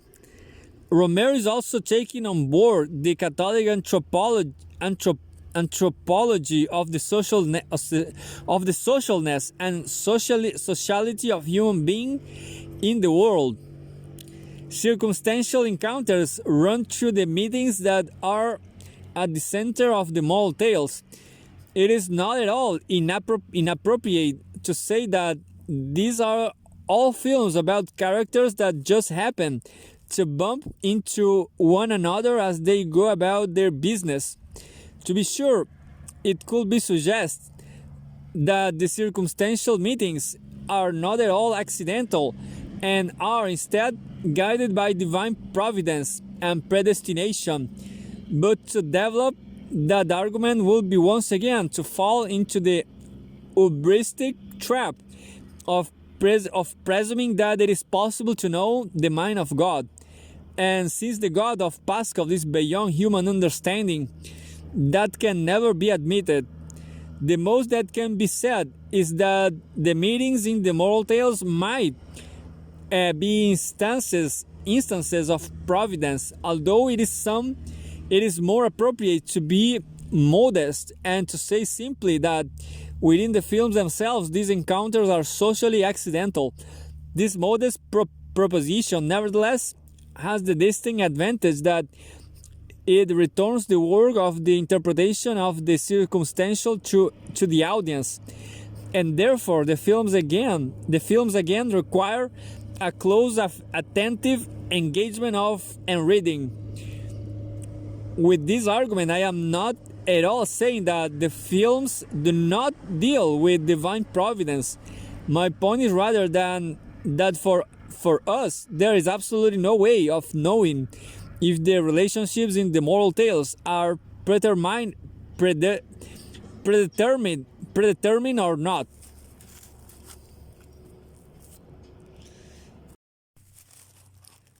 But what are the key circumstantial meetings during his Huimanesque wanderings for lunch? Compare Huiman's 2003. The narrator of The Girl at the Monsieur Bakery at first merely happens to see Sylvie, and when she disappears, happens to buy cakes from the shop in which Jacqueline temporarily works. Suzanne's career begins with a random meeting at a cafe. The story of My Night at Maud's initially is about circumstantial encounters with an old friend and a young woman at Mass, while that of La Collectionneuse is dominated by the chance encounters of Adrienne Aide. Meanwhile, Claire's knee opens with a shot of Jerome driving his rather too small little red speedboat under a bridge upon which his old friend Aurora happens to stand, and somehow he hears her rather quiet call to him over the sound of the boat's engine. Finally, Love in the Afternoon's drama is perhaps a little less circumstantial, since Chloe one day simply drops in at Frederick's office. They are old friends, and she has recently arrived back in Paris. All of these more or less circumstantial encounters have the ability to upset the hard-hearted, selfish possession of the man, and thus they all set into train a series of relationships and events in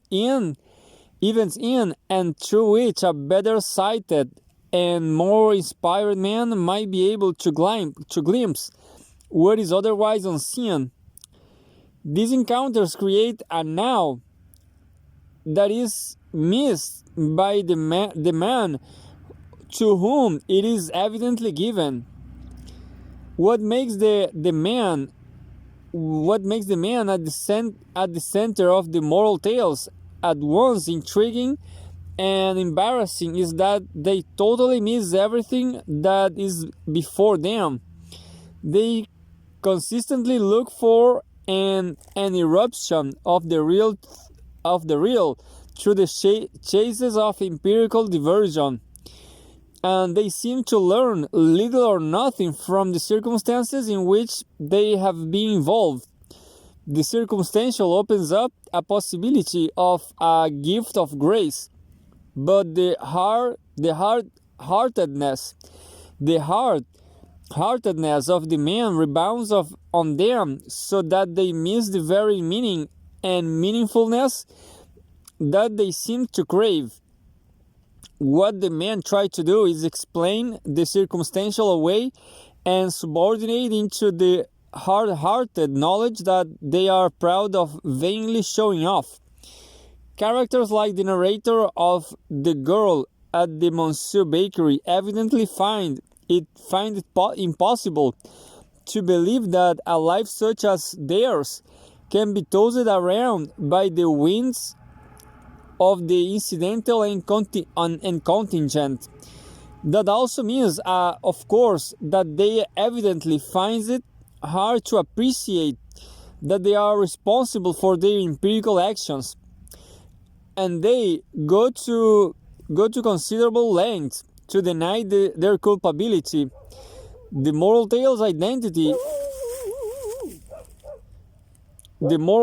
identity four different strategies of the denial of the circumstantial, and therefore of the hard-hearted inability or refusal to glimpse any possibility of grace. Each can be identified with one of the dominant men in the series, and so it is possible to talk about the narrators Adrien Jerome and Frederick's strategies of denial. The narrator's strategy appears in My Night at Maud's. At the beginning of the Princess, Pascal distinguishes between the mathematical and the intuitive mind.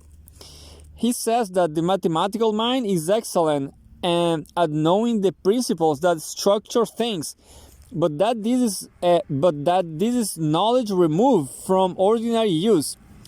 Pascal went on to contend that mathematicians are so focused on principles that they scarcely notice that is before them. Pascal 1931. And in all, mathematicians who are only mathematicians have exact minds, provided all things are explained to them by means of definitions and axioms. Otherwise, they are inaccurate and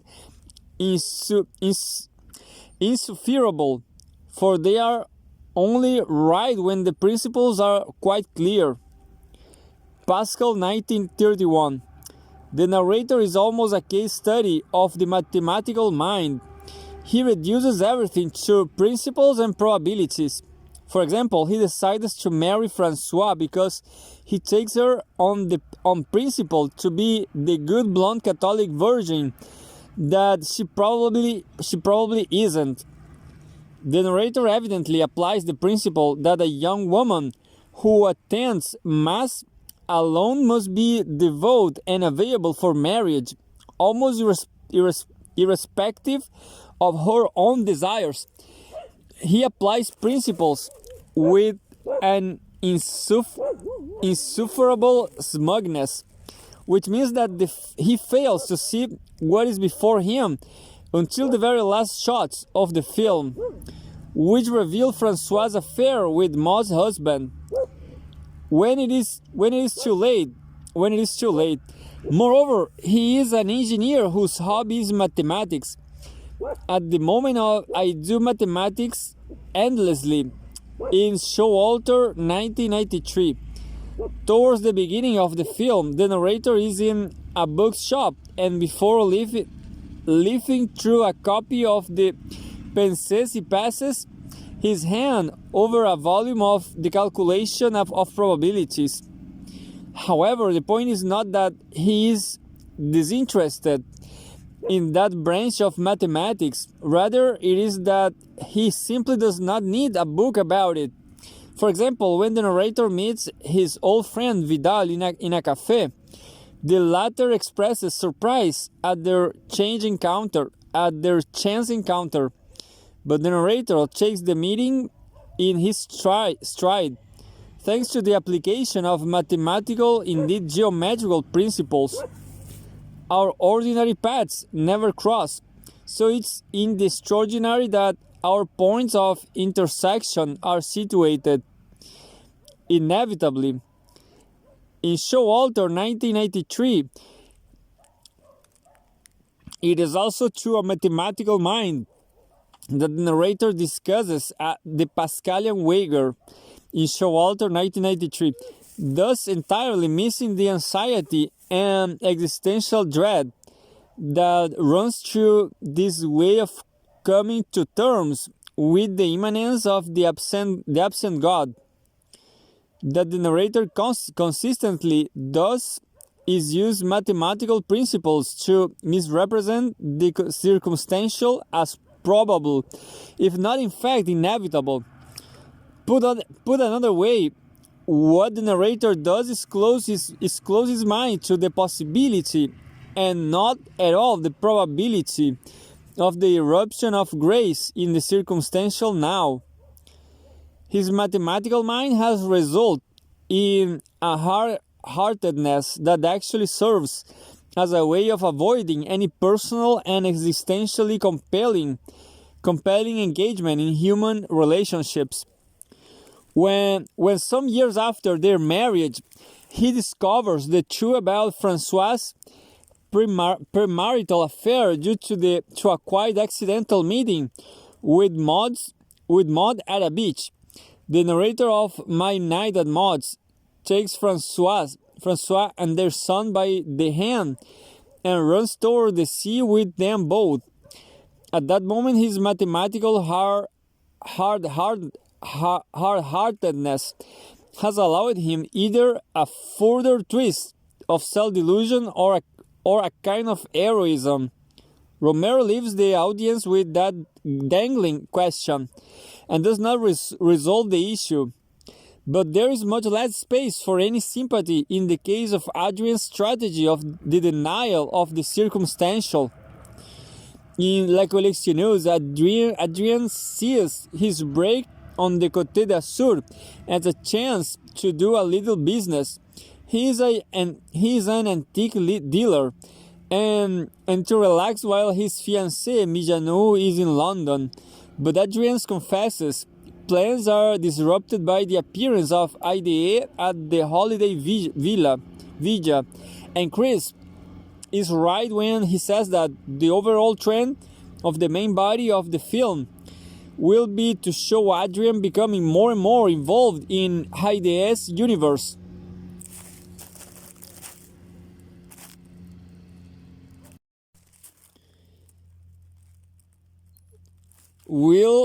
Will be to show Adrien becoming more and more involved in IDE's universe. Chris, 1988.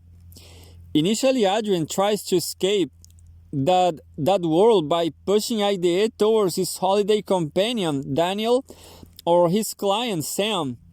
However, by the end of the film, Adrien is driving IDE back to the villa where they will spend the night alone together. Their journey is interrupted when their car passes some friends of IDE. She gets out of the car to talk to them, and after waiting a little while, Adrien simply drives off, leaving IDE to fend for herself. Adrien seizes on a random conjunction of circumstances to opt for London, Mijanou and security. Chris, 1988. This is an accurate summary of the surface narrative of the film, and that it makes it clear, and what it makes it clear is that Adrien thinks only of himself, with everything being filtered through his own vain sense of self-importance.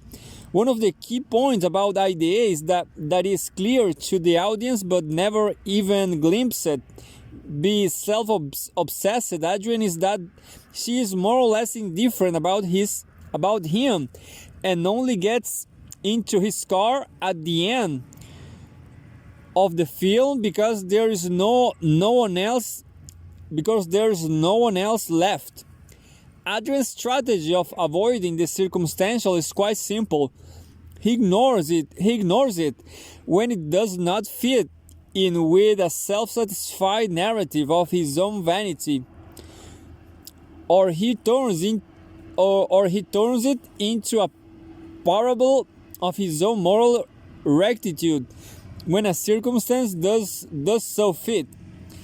He makes the world and its incidents fit in with his pre-existing conceits. Adrian sees his final rejection of idea as a noble and serious demonstration of commitment to Mijanu, but Cripps is much closer to the mark when he identifies it as yet another somewhat selfish desertion of a person treated as object who has served her purpose in his precious moral progress. Cripps 1988. Adrian is insufficiently sensitive to other people's reality to be able to grasp the possibilities that they might contain within themselves, or indeed the ways in which they might change him. In short, Adrian's strategy of the avoidance of the circumstantial is to turn away from the chance of the eruption of grace in and true relationships with others, by means of the simple expedient of turning those others into means to his ends.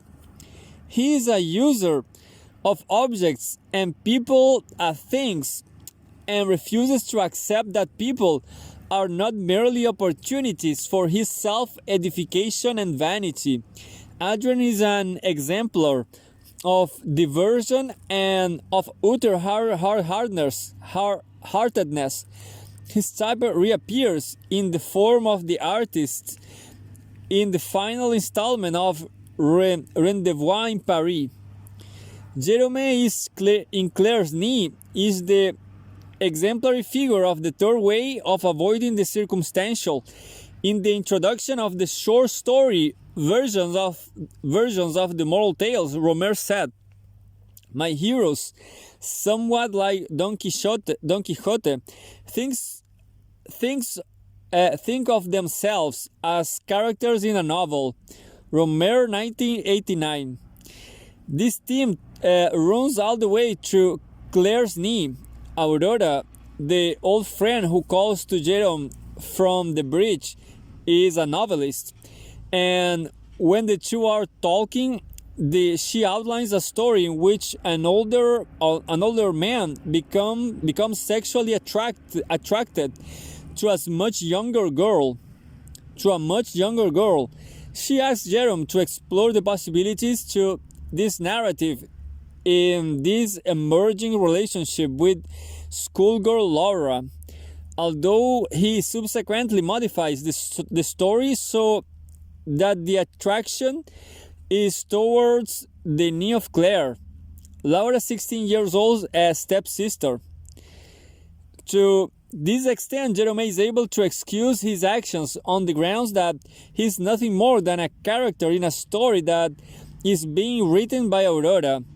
He is something like Aurora's puppet, allegedly without any free will and capable of no action except that which is permitted within the confines of the narrative. All these acts, he protests, were undertaken as narrative experiments to please Aurora. Cripps 1988. In this way, Jerome vainly attributes to himself the lack of sight, and probably no small part of the charming heroism of Don Quixote, who is pictured blindfolded in a mural on the wall of his villa. Rohmer has remarked of Claire's Knee that one can see the blindfolded Don Quixote as an allegory for the film's central subject. Jerome will be misguided to the end. Rohmer in Chris, 1988. At the end of the film, Jerome has stroked Claire's knee, and he leaves fully convinced that he has managed to separate Claire from her boyfriend Gilles. Jerome has found it difficult to understand why Claire finds him less attractive than she finds the less obviously refined Gilles, and he spitefully decides to try to split them up. But as he motorboats away, he does not notice that Gilles arrives almost immediately, and that he and Claire are reconciled. Jerome departs from his holiday at once self-confident, vain, believing himself to be absolutely innocent of any wrongdoing, and also entirely misguided about almost everything. Jerome simply ignores the circumstantial by denying responsibility. After all, he is merely a character in a story and not the agent of his own actions. Indeed, he is actually able to convince himself that he is a good man precisely because he has put himself entirely at the service of Aurora and has done nothing for himself.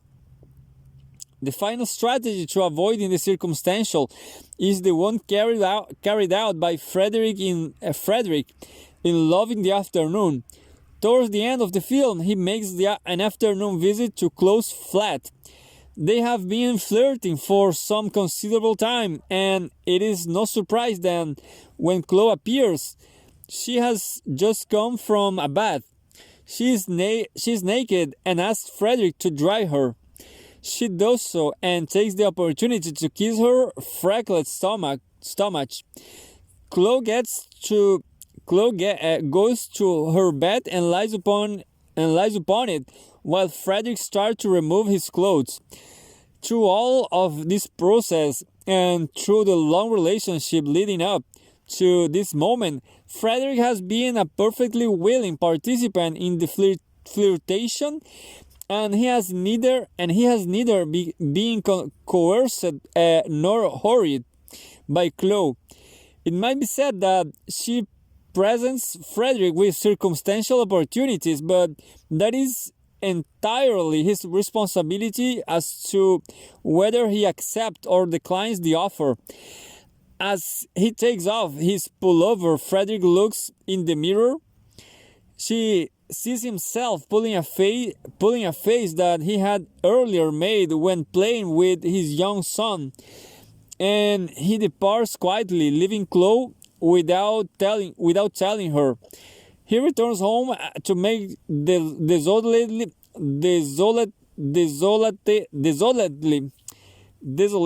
passionate love with his wife, who, it is subtly suggested, has to change her own arrangements for love in the afternoon because of her husband's unexpected arrival.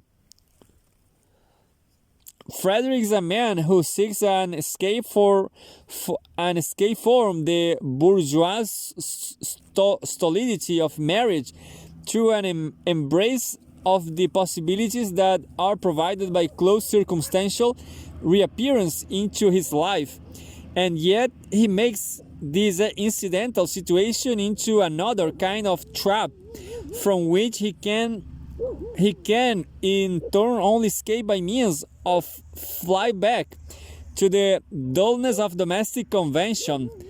Frederick is drawn into this trap, which has the appearance of an escape, but which he in turn must learn to escape.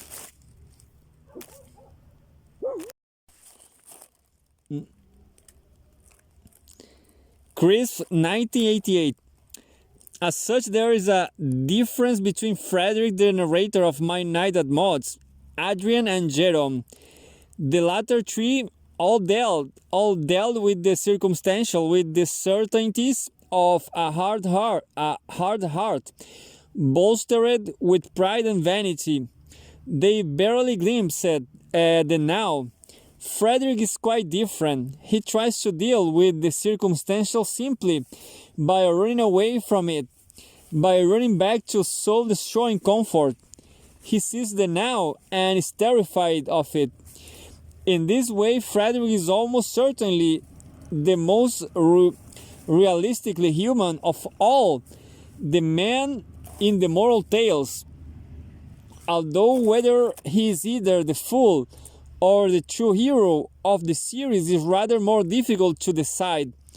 But the question that remains is why are these strategies of the avoidance of the impact of the circumstantial so attractive to the narrator and Adrian, Jerome and Frederick? Other questions follow. Why do they seek to bolster the empirical and, most importantly, their own sense of self? What is the problem with the now? What is meant to be the benefit of this degree of hard-heartedness? After all, the narrator of My Night at Moss is a hero to his own mathematical smugness. Adrian uses other people and refuses to relate to them, and Jerome is so blind that he cannot see that he is not so much a character in a story about Laura and Claire as quite possibly of absolutely no long-term interest to them whatsoever. Frederick ends up imprisoned in duty by a panic that he will elevate to the status of conscience. As Rohmer says, his characters see themselves as Don Quixote in a novel, but perhaps there isn't any novel. Rohmer, 1980. That is a modesty that none of these men can possibly admit. But why can they? Quite simply, were they to admit that they are open to influence by the circumstantial, each of these men will also be required to concede that they are not sufficient unto themselves, and that the empirical is not sufficient for them. They will all have to allow the now to puncture their hard-hearted vanity and pride, and thus experience the threat of humiliation that follows on from an admission of dependency. All of them have attempted to subordinate the circumstantial to their own self as either a mathematician paragon of virtue, characters in a story of escapee from the bourgeoisie, and they all depart with some measure of confidence that they have been successful in offloading responsibility for what they themselves have done unto others. Due to the alleged certainties of the laws of probability indifference, the story written by the another, flight masquerading as conscience.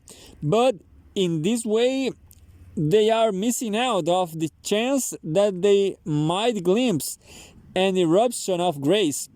According to Pascal, when our individual will is thwarted, our self-love wounded, and our ordinary complacent relationship with ourselves shattered, we are most open to the eruption of God's otherness, that is, to grace. Moriarty, 2003. The men who feature so strongly in the moral tales have neither capacity nor desire to open themselves up to the chance of grace, because ultimately they fail to see beyond their own hard hearts' desire for diversion. Only Frederick might gain the slightest glimpse, but he runs away from it in fear. But what is he returning away from, and to what does he run? Elene or Chloe? For the most part, it is indeed in diversion that the characters seek the real, and thus they ignore Pascal's claim that if it is not from yourselves, that you should expect grace, but on the contrary, it is in expecting nothing from yourselves that you must hope for it. Pascal 1931. In the end, then, and despite all their hard-heartedness, because they refuse to accept the possibilities of the circumstantial now, the heroes of the moral tales are all similarly without hope. Perhaps Frederick is quite literally the most hopeless of them all.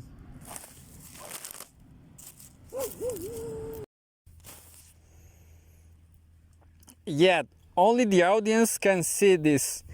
Once again, the point is that Rohmer's work requires engagement and an effort of interpretation rather than passive watching or abstract philosophizing.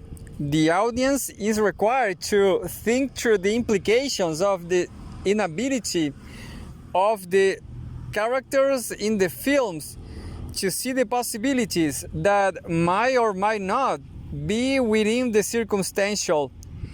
This also means that the audience is required to interpret the meaning of these characters. Are they cautionary studies of hard-heartedness, or just warnings to those who might be inclined towards vanity and self-satisfaction? Maybe that is the hermeneutic question that is put before the audience of the moral tales. But there is a deeper and considerably more devastating question to be considered too. Even though the suspense is of a very different order of and kind, Rohmer's moral tales deal with much the same paradox as Chabrol identified in Hitchcock. The nub of the matter is that all of the men in the moral tales are able to return to the original woman to whom they were allegedly committed. They have all enjoyed the thrill of a kind of heart chase, and it will appear go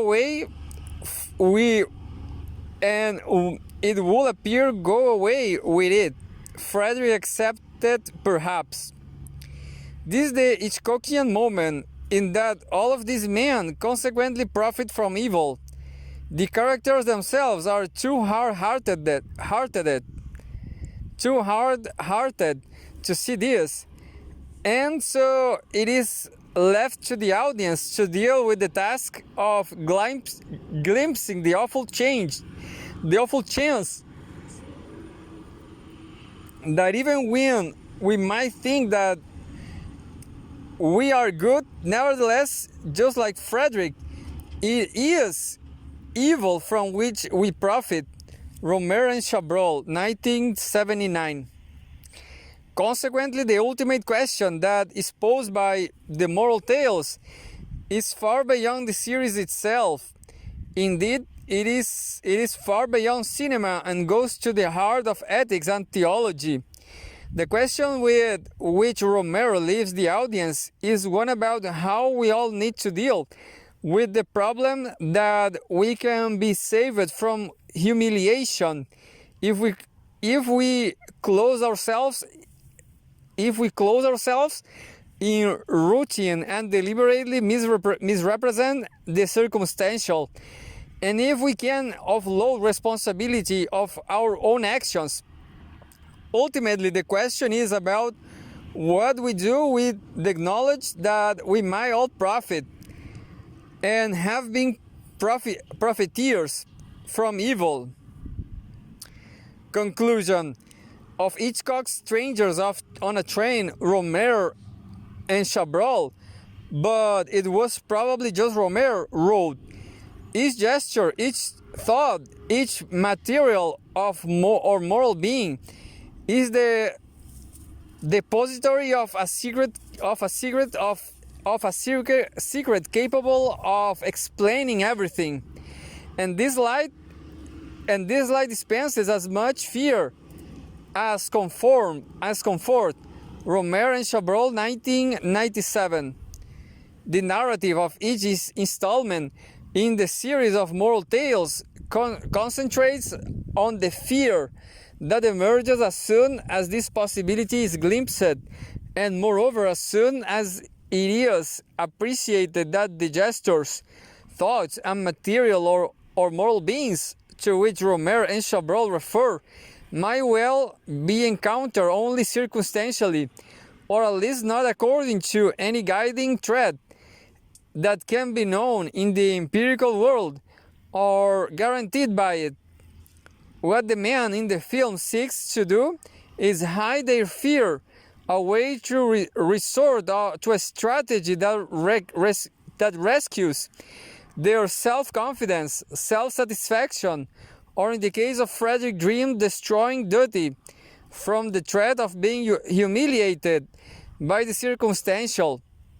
The profit of this approach is that it defends the hard heart and projects empirical pride and vanity, and yet its cost is a blindness to the unseen but potentially visible. In the end, these are all men who are trapped within themselves and who will probably never refuse the diversions of a hard chase.